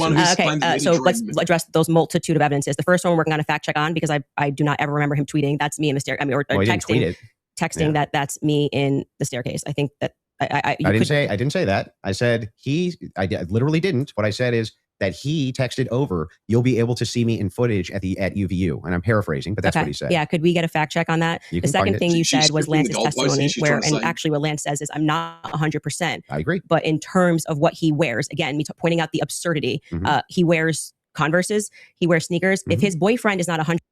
But obviously, like, if the boyfriend saw a person that was like 50 pounds heavier and wearing similar clothes, he'd be like, okay, yeah, he's got clothes like that, but that's clearly not him. So it's like, it would have to be somebody who like looks similar, has similar features, even if you could not make out their face in the image. And he's like, well, yeah, that looks like him in the clothes that he's wearing. I can't be 100%, but that does look like clothes he wears. That looks like kind of him. It's like, it's a pretty, it kind of follows. 100%. I'd like to understand why Andrew Wilson is overwhelmed by it. That's what I'm trying to get to. And lastly, I would like to remind you that Lance's statement would not be permitted. This was a huge part of the preliminary hearing, that they were leading. All the questions that were asked of him were leading, so they would be struck down at the actual trial. And also, I would like to remind you that he got use immunity for that. Use immunity. I understand. Which means like... That happens, by the way, all the time in these cases. And I'm wondering why it particularly happened for Lance in this testimony. And I would also like to point out that something that's remarkable about this, again, leaning to my perspective, that Lance has a lot more, which I have said many times, Lance has a lot more involvement than the feds are letting us know. I think more is going to come out either, because they interviewed him on September 11th, and then for whatever reason, just ahead of what was supposed to be slated as the preliminary hearing, which was initially supposed to be in May, they bring him back to do this interview, which in my opinion should have never been allowed. And I actually agree with the defense that it's a violation of his constitutional rights not to allow them to have cross-examined him. But I understand Utah 1102, do what you do. It's all hearsay. But so this is well poisoning by her. She's trying to say that like the whole testimony by the boyfriend should be thrown out because they couldn't cross-examine him. Like completely like, you know, negating her previous point that like this, she doesn't seem to understand the point of a pretrial. The point of the pretrial was like the prosecutors can present evidence of like, this is why we think we should move to a trial. This is what we're presenting. We have enough evidence. Obviously in a trial, they can cross-examine, and she just like seems to like there's so many things that like are standard here. Like Candace will try and claim that like procedures aren't being followed, that it's not being investigated properly, but then she will say that you know, when things are like procedure is being followed, like then she's like it's a cover up. It's like no matter what, if procedure genuinely wasn't followed, then obviously it's a conspiracy. See, they're not following procedure. But then even when they are following like standard procedure, she tries to twist that and say, oh, this also isn't procedure. This is all hearsay. This shouldn't be allowed in a pretrial, even though this is completely standard. It's like she just doesn't seem to understand what, like she can't stick in one lane. It's wherever the truth is the truth when it's convenient to Candace. To allow it in that way for him to just be able to also have use immunity, knowing that he's not going to get in trouble. He could literally get up there and lie about anything and he's not going to get in trouble because the use immunity was given to him in April, I believe. April 28th is when they gave that testimony to the defense. I think they shot it in like April 20th, 2026. That is not compelling for somebody who has use immunity to give a testimony and to say, I'm not really sure, but definitely like he wears. It's just unfortunate that it is like hats off. I'd still say hats off to Andrew Wilson that it cost $300,000 of his own money to get here. But yes, I do really think that the tides are turning for Candace. There's more and more questions are going to be answered, and she's not going to be able to pivot the way like she has previously. Genes and stuff. That's not what he said. He did actually. You can get a fact check on that. Yeah, that's Skylar, not, I think he said much more than that. So a couple things we have. We have Rule 801, Tyler's messages, that says it's not hearsay. But first, go to what Candace is asking about. Skylar, I think you have it. You just text me if you want to pull it up. You said you have the text. If we can put that up on the screen. Thank you. It was me. Look at the pictures from the surveillance footage. It was me. Okay. I literally said to you, it's not an oof. I said I didn't remember this. And I'm happy to have a fact check on that. Okay. I didn't call for the fact check saying you're wrong. I literally said I don't remember that. I'm just here we go. I'm trying to be concise. And then also bring... Oh, here we go. We just... she disputed.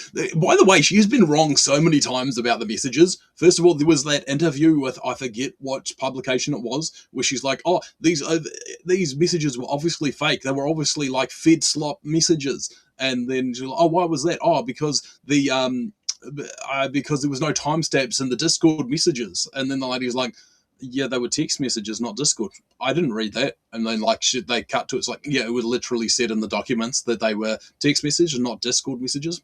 So it's like she's trying to say that like Andrew hasn't done his homework here, but like she's been wrong blatantly several times. Caught in 4K, yes, absolutely. The 801 that you just said, what was the other one? Yep, the 801.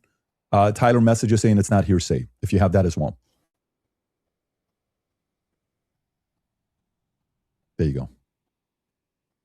Wait, what are we saying? It's not hearsay. Statements that are not hearsay. A statement that meets the following conditions is not hearsay. It was hearsay. They said it in the trial. Hang on. Okay. Is consistent with the declarant's testimony, and the declarant denies having made the statement or has forgotten, or is consistent with the declarant's testimony and is offered to... Once again, she has made both statements here. She has said everything in the pre-trial is hearsay. Also, she has said these things are evidence and you have to accept them, which were presented in the pre-trial.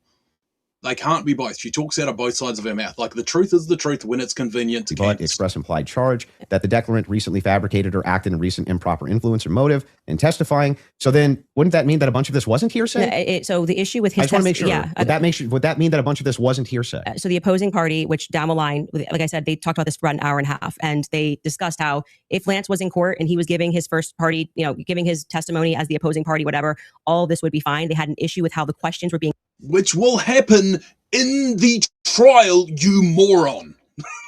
Like, many lawyers have commented on this. Many such cases. Like, literally many such cases. She doesn't know what she's talking about. asked, and that they were not allowed to cross-examine him. Mhm. So that is why his video testimony would not be accepted in the main trial. And what I said to you is this entire preliminary hearing is under Utah's 1102. So they are allowed to just use hearsay. And No, so the you didn't judge, say when that. he You said said, most of it was hearsay, actually.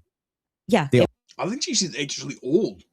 Would have to go back, but I believe she said everything. I believe she made the statement. I could be wrong. Everything was hearsay in the pre-trial. Overwhelming majority. well, I mean, and that's, I'm leaning now into my opinion that some scientific aspects, which they kept asserting, like the federal rule 403 or 402, some of those parts were quite Sounds scientific. like you're backtracking quite a bit.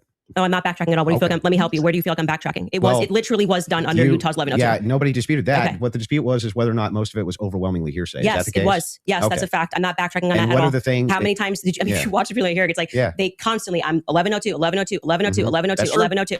And the reason for that is because it's allowed. I'm not saying it's illegal. It's allowed at this stage, Mhm. but I'm just reminding you that when you're going to sit across from someone and your claim is going to be, where is your hard evidence? This is what I heard and I agree with what I'm watching. You are watching the state put on a hearsay Yes. preliminary There's gonna be hearing. hearsay. True. And that, and Once again, all of she those said things are not going to be hearsay preliminary trial. So she's saying everything's hearsay, except for when it's convenient for Candace. allowed, right? Even when they got into witness statements and things of that nature. There's a reason why they swear you in and they say, you swear to tell the truth, the whole truth. Did you, These write things this are not in statement? dispute. So it's the overwhelming majority of what you saw was hearsay because other people were representing other people's statements. They were saying they had conversations. We don't know where it came from, all allowed at this stage. Okay. But it's hearsay. So, But even a lot of that stuff may not fall under hearsay under what we just read, right? but the evidence that you're speaking about, like Mhm. when you say that we're going off vibes, you don't know Tyler Robinson. Okay.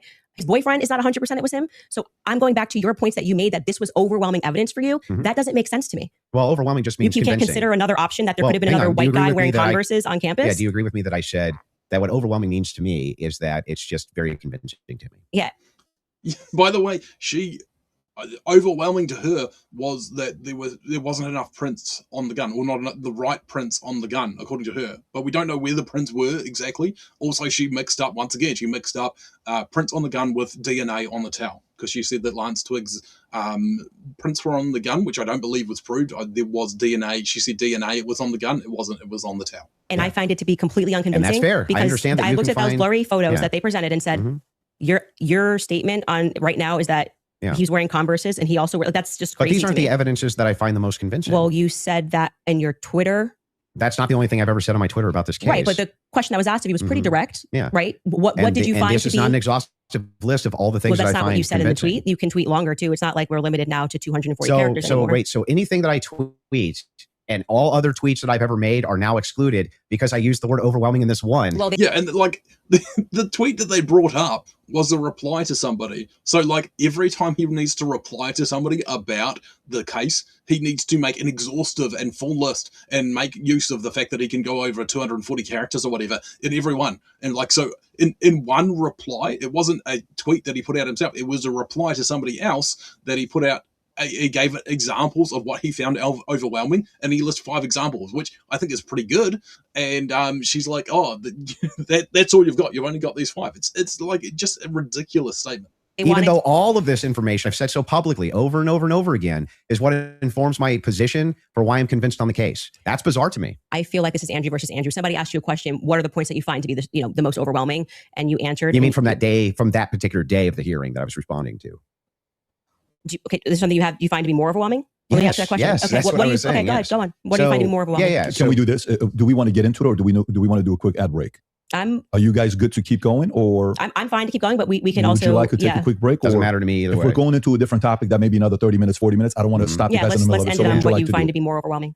Yeah. So for me, it's the confessions, the text messages, all of that is what I consider to be from my opinion, that's the most convincing for me. Okay, we should discuss the text message confessions when we get back, if you'd like to. Okay. That's a good idea. Folks, we're going to take a quick ad break. We will be back in 3.5 minutes. Thank you. All right, you guys, for nearly 2,000.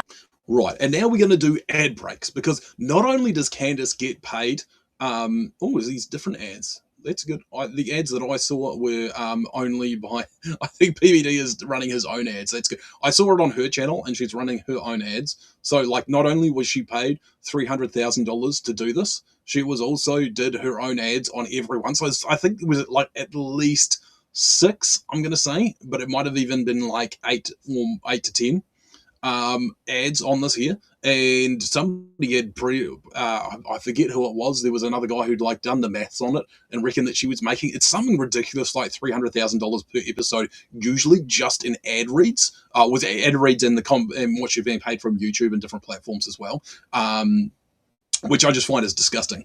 So yeah, and like, so not only was she being paid upfront in cash by Andrew, she's also getting paid in ads as well. She's got to do that as well. Which is, I just like. By the way, she's married to a guy worth over like 150 to $200 million. It's like, why do you need to do so many ad reads? It's just amazing. We've got another comment here. What do we got? She's been contorting herself so hard to support the most unlikely conclusions, as if her fantasies are fact until disproven. Yes, man, absolutely. Yeah, cheers for the comments, man, too. That's much appreciated. Yeah, no, it's just unbelievable. Like, the absolute cope from this woman is just crazy. Vault conference with Logan Paul. Oh, that would be horrible. Oh, here we go. More ads by Candace. More ads. Everyone has to have an ad by Candace. Just like absolute slop. Why did she do this? It's so funny. Like, she talks about these greedy Jewish organizations he's worked for and had to deal with, and it's like, well, you don't see, you seem to like to copy their style and like making ads. You know, Daily Wire, they do their ad reads, like, 6 ad reads a show. You kept on doing that. You didn't need to. You got plenty of money. You got plenty of money there, Candace. We all know you do. So yeah, absolutely unbelievable. Here we go. Let's just here we go. Right, let's get back into it. Oh, fantastic. I think we're back. By the way, just an FYI, for those of you that are watching The Crucible, there's 30,000 concurrent there watching. Support Andrew Wilson. That's your fans of his. Absolutely. Click that subscribe button and help him grow his business. If you're watching Candace, channel. I think there's 225 to 250,000 concurrent right now. We'd like to see that 300, 400,000 number on there. Click that button as well to subscribe and share it with your friends and family. And if you're watching it on PBD Podcast, do the same there as well. This allows us to have more conversation. The amount of different subjects that Andrew can debate like competently is really impressive. Like, hats up to him, man. The dude does awesome. And Patrick Debate David doing his minute. Let's stay and then we'll go into the cross-examination stuff in about 30 minutes. Okay, that sounds fair. Okay, so yeah, I used basically 3 pillars for the totality of the evidence. Okay, so if you want to know exactly what those 3 pillars are, this is going to be the testimony with the text messages and the confessions. This is going to be the physical evidence, and this is going to be the totality of the summary of the case. Okay, so right now we're focusing on one of these pillars in my defense, which is fine. I understand that I have to defend my claims as well. So when we're talking about the messages themselves, they seem totally valid. I have no idea why they wouldn't be valid. And I have not heard any good explanation for why it is that these messages should even be questioned. The defense hasn't questioned them as far as I'm aware. Nobody has actually questioned that these messages came from Robinson to date, except perhaps you and other people who are kind of in that camp. But why should I question these exactly? I'm not sure. Okay. Yeah, I think there was that Baron Coleman. He was saying that like none of these were authenticated. But like going through the documents, like, yeah, they were absolutely authenticated. That was all provided apparently to the defense as well. So I don't know what these people are talking about. They're just lying there. Okay, so first let's just go over legally what the point is of a probative hearing. The defense is not they're not there to say or to argue or to defend themselves at all. They have to address what is being presented by the state. Okay, so they're not here. But if they had evidence that contradicted the evidence presented by the state, like, you're telling me that they can't present that? Like, that's an insane claim. I don't know where she is getting that from, and I think she's completely wrong on this. To then say, let me give you an explanation for these text messages. The relevant portion of what the defense did do was actually before we got to the preliminary hearing. I had mentioned that it was initially supposed to be scheduled for some time in May. They asked for an extension. That reading through those filings of why they were requesting an extension and why I actually believe their extension should have been granted, because they did not receive discovery on their text messages. That was one of the reasons. There were many reasons why they wanted to have an extension, but this was crucial, right? So forget just the general sense that these messages feel off. And yes, you are allowed to have an intuition. You are allowed to have a sense and just go, this is very weird. We're being told this kid had like above a 4.0, Tyler Robinson. He wanted to get away. I think the text messages almost run head to head with themselves. Like, he wanted to get away with it. So he thought the best thing to do would be to text a full confession of what he did, down to what I didn't even remember, saying, yeah, and that's also me in the surveillance footage. It felt a little too on the nose. People have common sense. You just don't text message. But then we're also supposed to believe that he put a note under because and burn this and get rid of the evidence. But yeah, so I don't know where she's getting this from. Like, I've talked to police officers who've done interviews with people, and she's completely wrong. Like, yes, they actually, funnily enough, criminals do all the time. They will confess to things, and they'll send text messages completely admitting to things when they shouldn't do. They should just shut up and not say anything. That would be the smart thing to do. But I guess because of guilt, crazy thing, shooting somebody, you might feel guilty about it. It's especially the first time, and you might do something really stupid, like message your significant other, even if they are a gay furry, and confess that, yes, I did this. And, so it's like, if you felt like the walls were closing in, for example, which we know he did. We know he definitely did.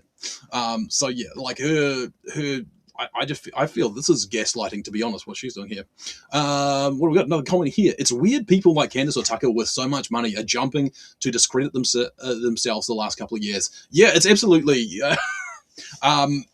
yeah, and the amount of like foreign influence by these type of people as well. Candace doing this whole, this publicity tour in Russia, and like her pinned tweet at the moment is how wonderful Russia is as a country and how much she loves it and all this. And it's kind of funny how she went to Russia and then suddenly has some kind of has some other documents that she managed to get her hands on somehow.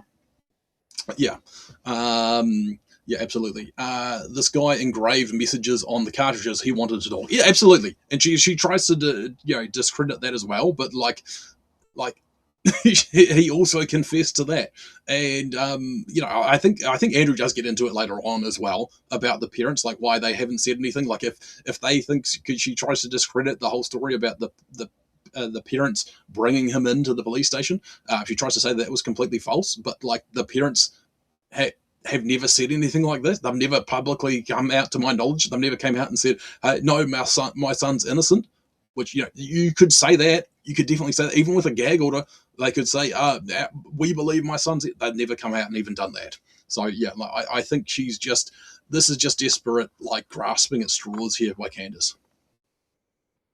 And my prediction is when it actually goes to trial and the full evidence is produced, I think she is going to get absolutely wrecked on everything. Everything is going to fall apart then.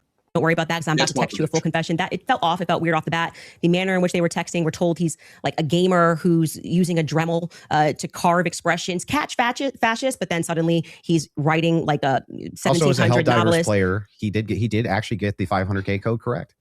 Yeah, I'm not a gamer, so we'll say that we start debating. So she says it's unusual, but then she also doesn't have any idea what he's talking about or the relevance to those messages. Remember when she made a big deal about the guy using vehicle instead of car, and then she played footage on her show of him being in a car accident. There was some footage, when he'd been in a car accident, he was talking to somebody and he used the word car. And she's like, oh, see, that proves that he wouldn't use vehicle because Americans never use the word vehicle. It's so unusual. Therefore, this proves that the messages were fake. However, that video was actually edited and cut short. And so, like, if you watch, because people did find the full video, and he also used the word vehicle. He said, yeah, my car was hit, this vehicle come from behind, or something words to that effect, and like referred to a vehicle and said the word vehicle. And it's like, so we're meant to believe that Candace didn't see the full video. and like she just happened to edit it shorter, where to edit out the part where he said vehicle and only said car. Like, she is such a liar, man.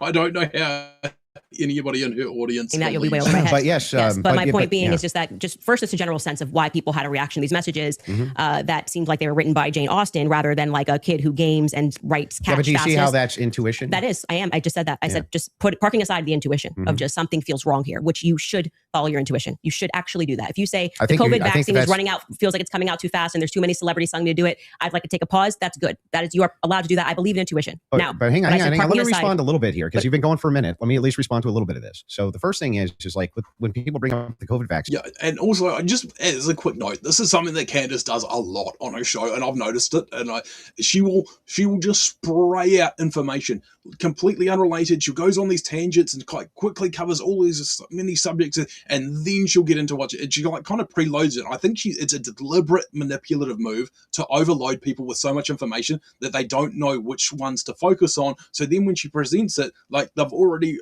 overwhelmed. Oh, okay, this is what we're talking about, and so they don't.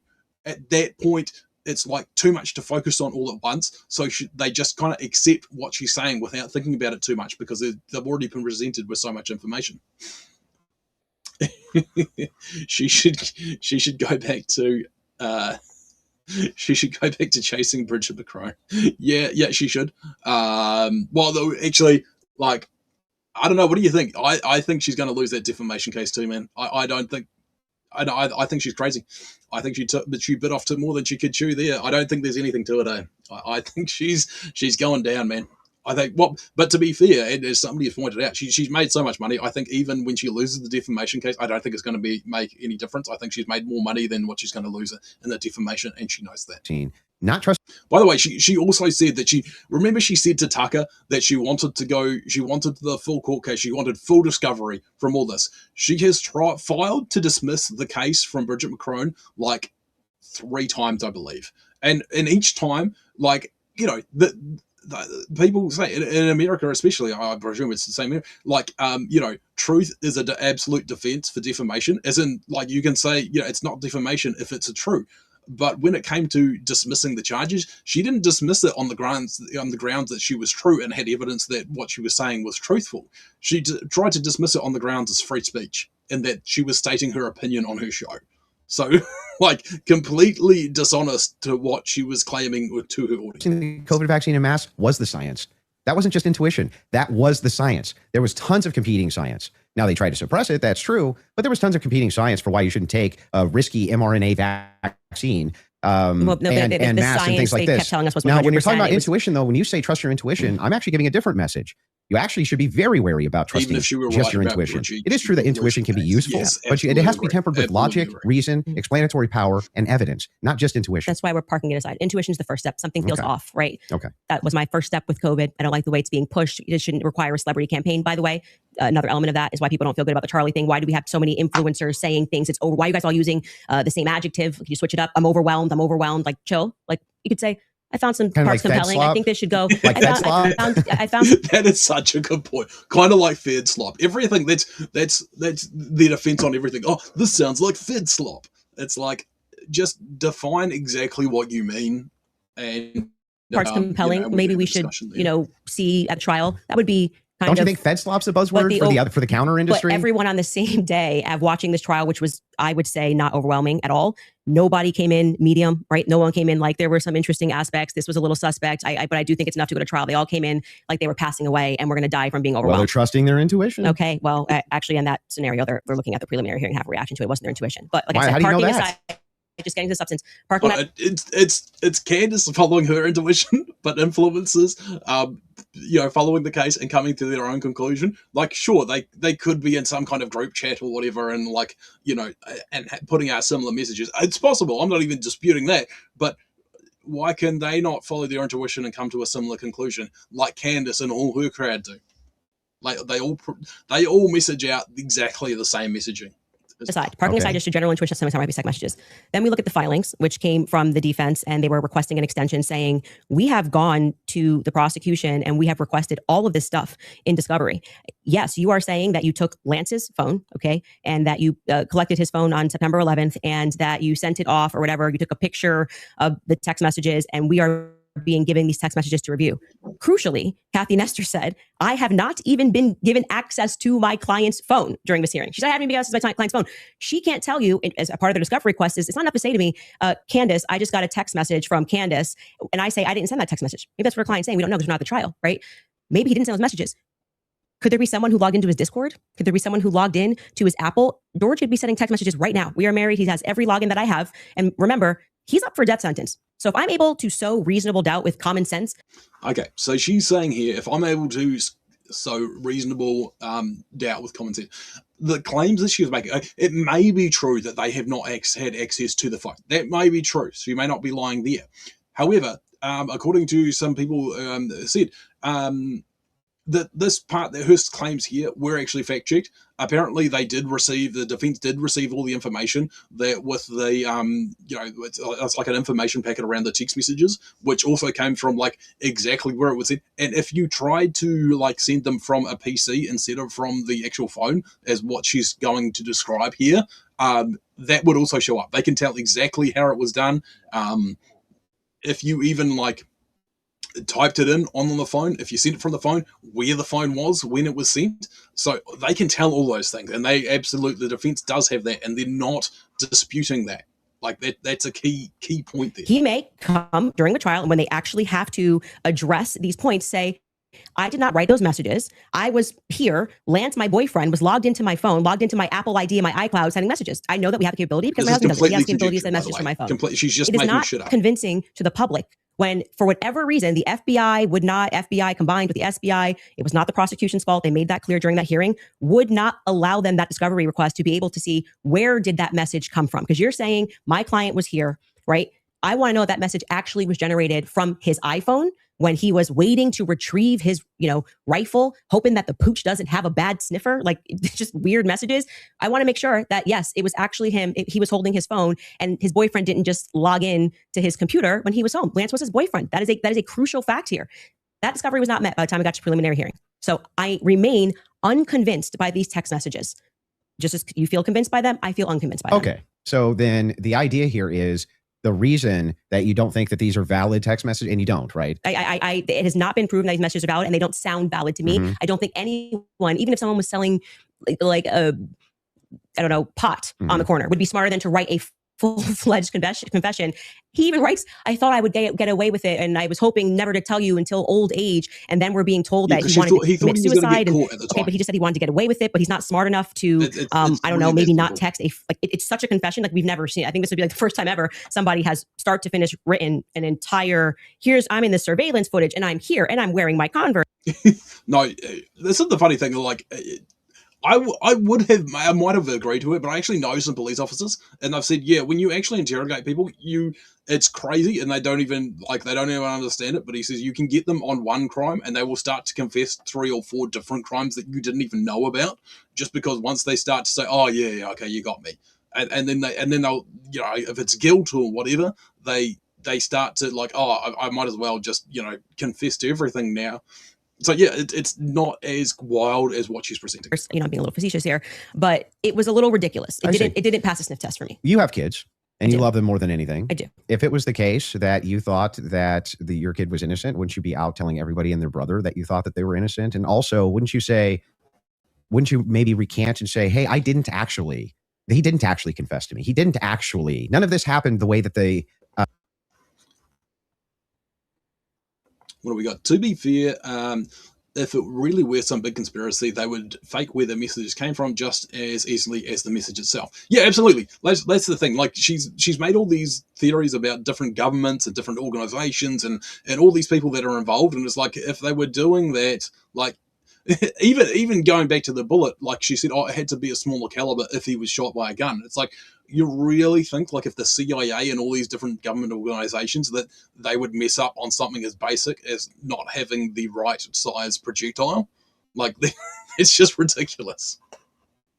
But yeah, I do absolutely agree. Like if the government wanted to plant messages from your phone and say that, you know, to make it look like you'd sent some messages that you hadn't really, I think they could do that, and you know, it would look exactly like right. It would look exactly like you had sent some text messages. I don't think you would be able to pick up on it. A state is presenting it. What would have prevented the parents from testifying? Well, two things I can answer that. And if you watch my show, I keep telling you it's not vibes. So right after the shooting happened, Lance Twiggs, you know, the FBI put him into a safe house they paid for. They went to the parents as well. Matt Robinson and Amber basically said, your life's at risk. There could be somebody who jumps up and wants to avenge Charlie Kirk. And, you know, we're going to watch you. And they went into a federal safe house. What happened next is that they started thinking that the feds were maybe going to, like, maybe not as honest as they thought. And how do you know any of that? So you gotta watch the show, right? Yeah, no, how do you know that? I had a source within the Robinson family. You have a source, an anonymous source, of course. So there's no way for us to verify that what you're saying right now is actually even true. Do you find it to be reliable hearsay? No, I don't find it to be reliable at all. It's just a source. I'm just doing what the what you're doing is a cool story. It's not cool. Hang on, you must have hated watching the preliminary hearing. You're giving us a cool story. You're saying that according to your sources, that the reason that the parents haven't recanted any of this. Recanted what? They have no statement from the parents. Wait, I just want to make sure that if it was the case that was being reported in mainstream media, that your father came to you and said, hey, is this you? What's going on here? And then he and one of his buddies took you in where you turned yourself in. You wouldn't go out and be like, no, that's not what happened. That isn't what happened, though. You're just wrong on this. Okay, maybe I'm paraphrasing. What am I wrong on? What is your, sorry, just so I'm clear, where is your evidence that the parents turned him in? Well, no, I didn't say that. You said it was the mainstream media? I said with a sheriff friend. Yes. But the father did confront him. The father confronted what? Tyler Robinson. And where did you learn this? That the Tyler confronted that's part of the official documents. Our fact checkers can pull that up. But yes. But I'm saying, but when you say official documents, do you mean you saw this on CNN or you saw this play out in the hearing? No, this was one of the things that I went through in fact check pre-debate. Are you talking about like the charging documents? I think it was it could have been in the charging documents, but we can pull them up. No. And yes, are you disputing this? Do we have that in the back to pull it up? I can already tell you what you're talking about, the charging documents, because this is where we had to figure out where this story came from, because everyone was operating under the assumption that Matt Robinson turned him in. Until we got to the preliminary hearing and we understood, like I said, even for that, when you are charging someone, you can use hearsay. It's all probative, right? Sure. Nothing. So they didn't have statements. It's not like Matt Robinson, even though he was interviewed that night. Amber Robinson was interviewed that night by a Fed, separate rooms.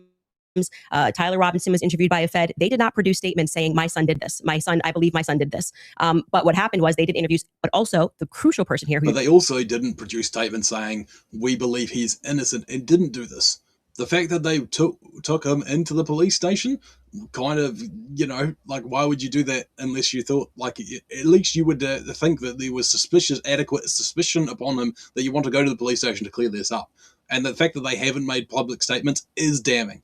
Like, she's going to try and say that it's all because the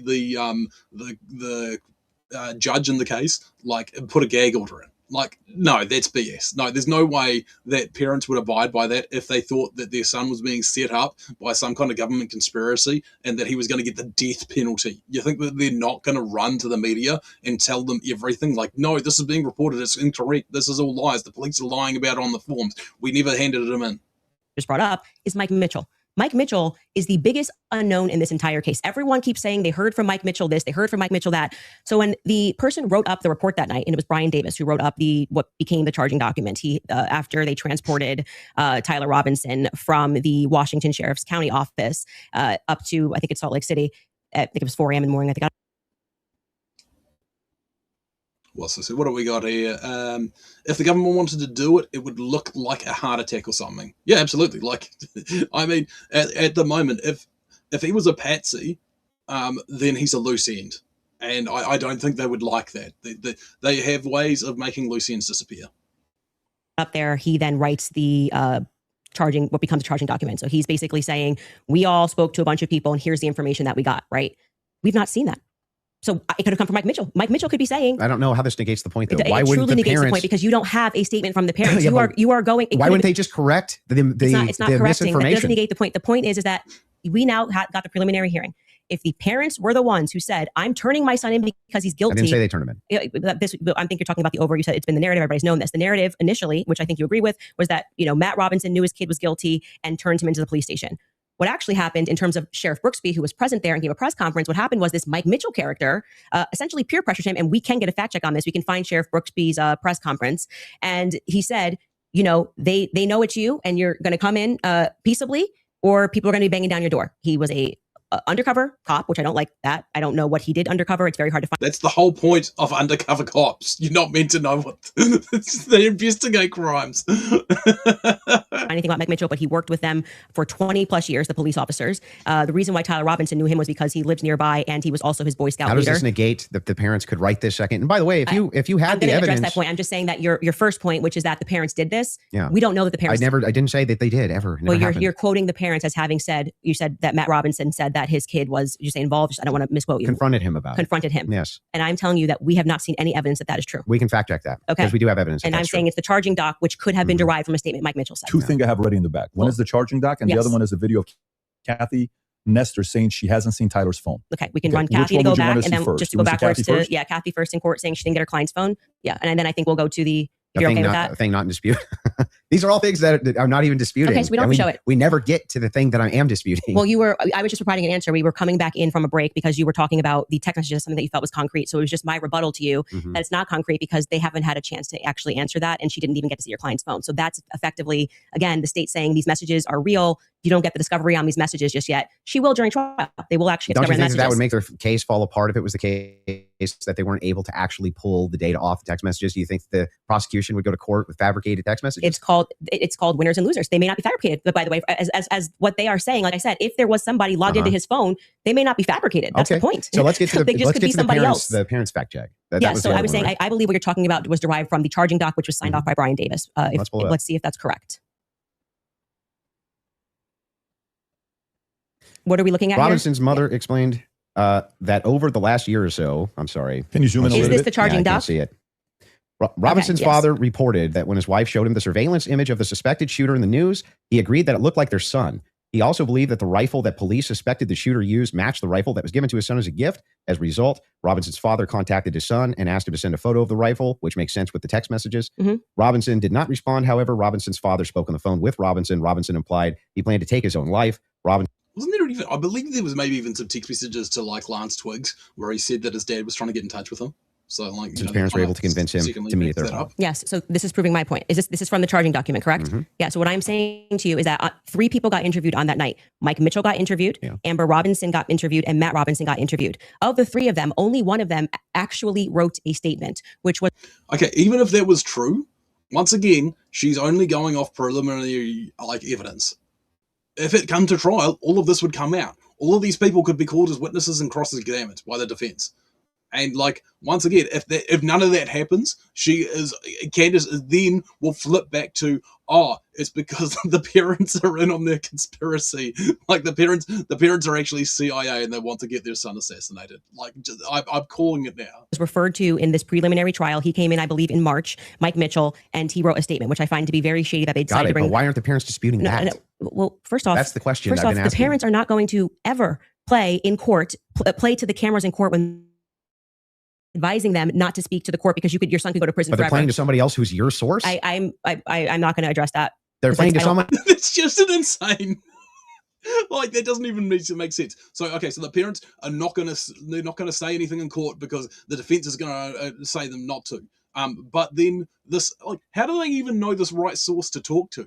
Like, apparently Candace has this unknown source that she refuses to give any information on, that apparently is like, all the cops think it's a setup, all this and that, but then the parents somehow know to talk to this one person who's a source for Candace. And why not just go, if you're going to talk to a source who's then going to talk to Candace and make these statements public, why not just go directly to the press? You could make just the statement, hey, we believe our son is innocent, which that, like, I don't see any reason why you couldn't make that statement, and then that would have the same effect because people were like, so wait, is it not true that you confronted your son and then told him that was the best thing for him to turn himself in because he was guilty?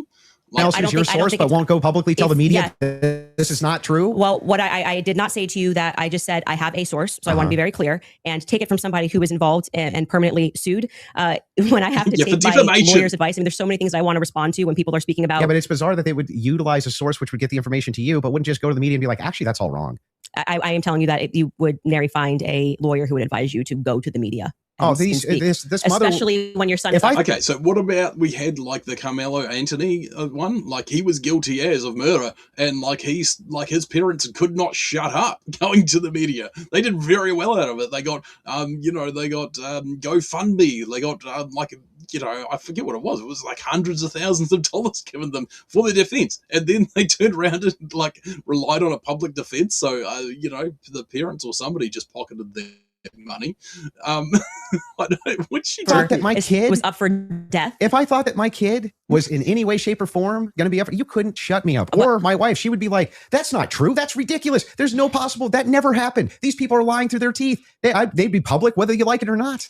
Yeah, that's for you and your wife. But when a judge issues a gag order in a case and your son is up for death, and your lawyers could be advising you that if you say anything, you could blow the case, you would have a more responsible consideration. No, that's ridiculous. Absolutely ridiculous. You could, like I said, you would not have to make full statements to the press. You could just make short one-sentence responses to the press who are going to be hanging around outside the courtroom that would make it clear that your feelings on this without making statements that are going to jeopardize the case. And we're speaking opinion here. You're like, well, I wouldn't care. I'd violate it, and I violate the judge's orders. And see what happens. If you have a source, it seems like they're violating it with them. I'm not speaking to a source, but what I am saying to you is speaking just relevant to what this is. We have not seen any proof that statement that is included in this charging document. I think it is highly likely on the basis of the preliminary hearing that all came from Mike Mitchell, and Mike Mitchell would be a part. He's saying, often the defense or police will tell family to say nothing to anybody.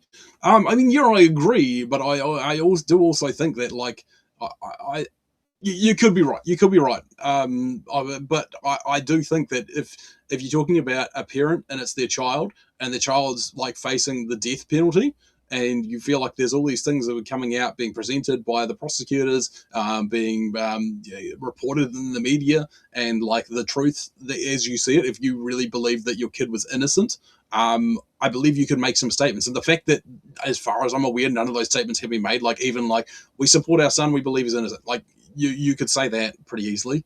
I still maintain that like most parents are going to do that. They're going to make some kind of statement like that. Like, I'm not talking about going and like giving a full, interview, but just a statement like that, I think would back up her claim if Candace was right. Statements of it's him saying, the parents told me this. The parents could dispute that. That's going to come down the line, right? They're going to be able to seat the parents. I will say this, putting together context clues. If the state had it on, 100% certainty that Matt Robinson and Amber Robinson said it, a 5-day preliminary hearing would be a good time to say we have enough evidence, and I can tell you why Matt Robinson made this statement, and here is his statement that he signed. That would have been a good time to present that evidence. That would also be a good time for the defense to say that's just totally fabricated. No, it's not. It's the wrong time.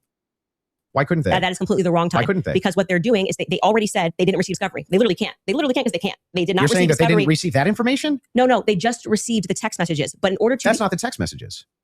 The probative information. Yeah, we're talking about the information that we just reviewed. That's not the text messages. They never presented it. The state never put it on. Yeah, they didn't. The defense could easily still have presented this. Yeah, no, they could have said they're they're not allowed to. Are you sure? In a preliminary hearing, the defense is engaging with whatever evidence the state decides to put on. They did not put this on as evidence. Brian Davis. I think she's completely wrong. So they're not allowed to present anything. I believe lawyers they're responding to the state's evidence. I'm asking, are they allowed to present anything? They are allowed to say, like, if there was a conspiracy that they could prove right then and there, would they present that in one of these hearings? No, it wouldn't be the right time for that. I disagree. I think that they not only could do it, but they would do it. In fact, when I was talking with my attorney, they said that's exactly, if you had actual evidence that there was fabrications by the feds, that's exactly when you would introduce that. So when in the document that they filed yesterday or a couple of days ago, the appropriate, like what you're doing at this stage of the hearing is the state is saying, we have enough evidence that we think this needs to go forth to the trial. Hence the reason that there's this extraordinary, we allow hearsay because it doesn't really need to be perfect. It can be enough that we feel like we can move forward, right? But whatever. The next phase is for them to meet in court and for the defense to essentially present an argument to the state that says, we find this filing to be defective in and of itself. We don't even have to defend ourselves because you, the state, have enough, you know what the laws are on the books, and filing is effective, and you should get rid of these charges because they don't make sense based on what you can decide based on a law on the books. So then, that's why they then file the dismissal. right? So in the dismissal, what they're doing is they are engaging, and this is what was widely misinterpreted. Well, yeah, they're engaging as though as it's a hypothetical. If this is hypothetically true, then so they're X. saying all of Yeah, these but charges. I'm not disputing any of that. So that's what you're asking. Why you're saying could they just what put I'm out- asking specifically is like who could shut parents up who are like, no way, there's no possible. This never happened. This is ridiculous. They would be shouting it on CNN. They would be shouting it from the rooftops. They would be losing their minds. And you're like, nope, the gag order would be enough to keep them quiet. Not enough for them to talk to your source, but enough to keep them quiet. I think that's quite ridiculous. But I'll even concede this whole point to you. Let's just say, maybe I think it becomes even less likely when you're talking about apparently the parents are talking to Candace's unknown source, but not talking to the press. Like, okay, sure. Yeah, okay. This, this seems very, very unlikely to me. In the case that the parents know he's guilty and don't want to lie publicly, that's why only Candace's supposed source says otherwise. Yeah, no, that makes sense. Yeah, for sure. If the parents know he's guilty, then of course that's the most likely thing for the parents not making statements publicly, in my mind. Like, yeah, if you know your kid's guilty and you know that public statements are likely going to jeopardize your case, make it worse, then yeah, absolutely. What I was saying is if the parents actually believe that their son was innocent, then I don't think they would. I think they would make some form of statement to the press, even if it was like, we believe our son's innocent, and that's all you'd say. this was misconstrued, right? If there's a little bit of reason to doubt it because we're still waiting for the evidence for trial. If that's the case, then why not take the same standard for the evidence that you present? You're just waiting for trial. Well, you didn't do that.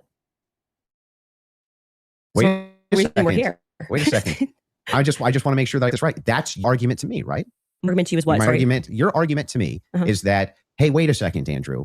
There's not enough here that convinces me, right? Well, that's actually my rebuttal to you, is that you are saying, why are people engaging in what you term to be conspiracy theories? No. I term it to be thinking. They're just thinking because they're recognizing there are a lot of holes in these stories and that this is not strong evidence, right? This is the reason they're doing it. I'm explaining to you, this is the reason that they're doing it. I'm addressing what you view to be overwhelming evidence. And by the way, I want to be clear. That which convinces me. But thus far, every point that you've brought up, did you feel like this is beyond a reasonable doubt? I mean, you realize remember what I said in my opening. Going to be it's not beyond a reasonable doubt. It's just what I find convincing is what I find overwhelming. So why are you so upset when people say they don't find it convincing? If that was the limitation of the claims that you made, if it was just, wait a second, there's a little bit of problems. There's some problem in this case that I have questions for that I want answers to. Nobody have a problem, actually. At least of all me. I would be the least likely person to have an issue with you, any of your fans, anybody saying. In fact, I've had tons of Discord calls about this. My position's always been clear. Of course, conspiracies exist. Some of them have better than others, but I've seen them myself. I know conspiracy. In fact, the federal government has hundreds. Never what the problem is. The problem is when you make claims outside of, well, I'm asking what the case is here. I'm just asking questions. It's when you make claims outside, there's good evidence or good standards you should believe because, and then it turns out that it's all nonsense or it's wackadoo stuff or it makes no sense. And when we have a chance to cross-examine your evidence that you've presented, I'm going to show a lot of that. A lot of this conjecture that's based on literally nothing, that leads from no inferences whatsoever. Like you couldn't even infer it logically. That's the problem. The problem has never been whether or not you just said, there's not enough in this case so far until we get to the trial. I remain unconvinced. I'm sure I remain unconvinced until we get to trial. I think that's fine. I think people who are can do. That's never been my problem. My problem is the claims which are external to that. I'm not sure I really care if you have a problem with what I think in my own spare time. I don't understand this like lecture that you just gave. But beyond that, what I'm saying is that the state is allowed to use. This is what my problem is. You guys are not like, you guys. No, he's not saying that. He's saying you're making statements publicly and you're presenting them as factual. And then, and that's what he's pushing back on. So, and she's like, oh no, that's just what I think. It's like, yeah, but you're making them publicly as you're making them as claims. And there's definitely a lot of things she said that they're not just opinion statements, they're claims. And so, yeah, absolutely justifiable that he can push back on them. Think while it's illegal, you can. You are allowed to do that. So, but anyway, going back to you saying I wouldn't have a problem. I think I just demonstrated pretty thoroughly that what you claim that you have a problem with is exactly what the state is engaged in at this stage. So it just doesn't make sense. That's not the case. In fact, so if people look and they say, I'm looking at the gun and I see, and I'm inferring this, and someone else says, I'm looking at the gun evidence and I'm inferring that, they're both doing the exact same thing. They're not. You're just saying, I want to do it for the state. That's propositionally false. That is not propositionally false. I'll explain exactly how. it is the case that every proposition is going to have a true or false conclusion, period. That's just logic, right? It's the law of excluded middle. All propositions are going to be true or they're going to be false. When we're making inferences based on propositions. We can actually come to true conclusions with false premises inside of a proposition. In fact, what we're talking about here is not whether or not you feel that you're convinced by this evidence. But you felt like you were convinced. Right? Sure. But here's the thing. When you ask me my reason, Andrew, why are you convinced by this? I can give you my reasons why I'm convinced by it, why it seems reasonable and rational to me to be convinced. You could even say, but Andrew, I'm just not convinced by it. If that was the limitation of your claims, we wouldn't even be having this conversation. That's why I wanted to have the conversation, in fact, was so that we could move into your actual claims that you've of I'm just asking questions. Before we get into your team has one thing they want to show before you go into that. So if you put that up, there's a prosecution filing showing defense had full discovery by April 1st. Oof. They did not. That's not true. Wait a second. Yeah. To date, the state's prosecutors have disclosed all evidence that is presently and reasonably available to them as required under Rule 16 Utah R Criminal, to be more precise, as of April 1st. Yeah, that was not 100%. That's why they're caging that by saying what's reasonable. There was entire, and we can pull this up. Like, we should now play the Kathy Nestor clip because that's from there. So, and they were basically saying you don't need it at this stage, meaning it's not reasonable that you're asking for this when we're going into a hearing that's just going to be based on hearsay and stuff, things of that nature. But of course, by the time of trial, we're going to get all the discovery documents. Show cause. Yes. Yeah. So that's what they're saying. Yeah, I understand. Okay. So that's I'm even fine with it. Yeah. By the way, just now that the hearing is over, and you can also fact check this, they now at the end of the preliminary hearing dropped like an insane amount of the discovery stuff they gave to them like the week after. You guys can give me the exact amount. I don't want to say because I don't know my I don't remember how much it was. It was an absurd amount of stuff that they gave to them right after the preliminary hearing that they had been asking for, because that was one of the things that I kept saying. So you mean that in the preliminary trial, they gave them everything related to the evidence that was going to be presented in the preliminary trial, and when the defense asked for more, as soon as the preliminary trial was over and they were going to now move towards a full trial, then they gave them the full evidence of everything that they were going to be presenting at the trial. I don't know, Candace, that just sounds like the procedure that was standard follow. But of course, because it doesn't suit Candace's narrative, that's suspicious now. It's the truth is only the truth when it's convenient for Karen. On my show is, as we were watching that preliminary of the preliminary, why not just give them the stuff now so they can engage in these arguments? Because I feel like you, it's like, I want to hear what they have to say about the text messages. Why can't you just give them what they're asking for so that they can actually engage you? And it didn't happen. So, but the judge ruled that it wasn't necessary at this stage. And that was the whole point of that because it's preliminary to the preliminary. Yeah. Would you like to play the Kathy video? Well, he's saying he's not disagreeing, so I don't think we need There's to. There's no disagreement that she said that. Yeah. So I guess the disagreements now would move into the evidences that you have stated. Yeah. The defense always makes a show of claiming procedural errors by the prosecution. Yeah, absolutely. We're about halfway through. I just wanted to show this here as well, because this is kind of like she's just saying that she is doing the same thing as what the defense, the prosecution is doing. And just, it's all hearsay, and that's absolutely fine. I wanted to go through, this is, go to this tab here. This is by Milk Bar TV on X. He does fantastic work. And this is Candace on the Piers Morgan show. And this is, I may have the wrong video, but I believe this is the correct one here. For this to have been pulled off, there had to have been multiple people involved. There had to have been people at Turning Point that were complicit in having this happen. There had to be people at Turning Point complicit in this happening. There had to be people at Turning Point USA complicit in Charlie Kirk's murder. That's what she said. I didn't say that they murdered Charlie. You said that people at Turning Point were complicit in his murder. No, my exact sentence that I said was that there were people at Turning Point who are engaged in a cover-up. No, you didn't. I believe that you didn't. Thoroughly. Candace, you didn't say that. You said literally. I did say that on my entire show. You said there were people at Turning Point complicit in his murder. Okay. That's what you said. Obviously, for this to have been pulled off, there had to have been multiple people involved. There had to have been people at Turning Point that were complicit in having this happen. You said complicit in the murder. Because I said who at Turning Point was involved in his murder. And let me clarify for you. Okay, you can keep saying what I said, or you can listen to what I am saying. Okay. When I was using the analogy of JFK and we were connecting it, I was basically pushing back on you because you were suggesting that, all of these people being involved would be crazy. So I was applying the analogy of what happened to JFK. Well, you actually, if you go back and listen. I said, I don't know JFK's assassination. And we recently had a lot of the files released. which did not conclusively prove any of these things, right? Now, again, I don't know what happened to JFK. No, make it clear. Piers, I really think you're not holding on to your thoughts Candace, here correctly. let me spell out my thought very clearly. Had to have been people at Turning Point that were complicit in having this happen. My entire You said there were people at Turning Point complicit in his murder. Okay. That's what you said. I really think you're not holding on to your thoughts Candace, here correctly. let me spell out my thought very Yeah, so much of what she puts out there is projection. In my opinion, is just so much projection here by this woman. It's just amazing. So now I think he's on the record, which transcend elements of reason. Why are we having a transcendental conversation now? Because I mean, because they're all related to this case. Your entire thing was about looking at the evidence, which never made sense to me. Again, because all of the evidence that you felt to be overwhelming was hearsay. That was bizarre to me. You told me that I could take as much time as I wanted to question you. No, but I'm just asking you to lay the groundwork of what you're saying is because problematic. You've made that many, you decide many that claims. It trips into something else, and I do still want to hold you for going through because we've discussed the gun, we've discussed your. And you can hold me to those things, but I would like to get into the things that you said. The screwdriver as well. well. And I'll explain exactly what the groundwork is. When you make claims which pass the idea of I'm just asking questions because the state's evidence is not convincing, I think you have to answer for those claims because they are in regards to this case. You're saying, I have a claim. It is in regards to the assassination of Charlie Kirk, which is what we're talking about. Not just the case of Charlie Kirk, his assassination. You should have to answer for the claims that you've made in regards to the assassination itself.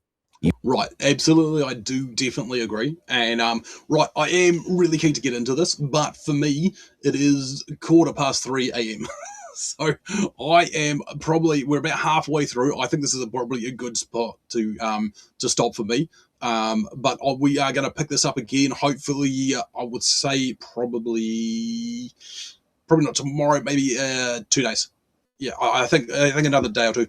I will get back into this. But hey, thank you very much for checking this out. I thought this was a fantastic debate. I think that Candace really exposed herself a lot of it, and in this next segment it is fantastic the amount of things that she walks back on there, and like she tries to do it without admitting that any wrongdoing, and like, this has always been my stance, but she absolutely walks back, just like we see in that Milk Bar TV with Piers Morgan, where she just completely ignores previous statements that she was made on the exact same show.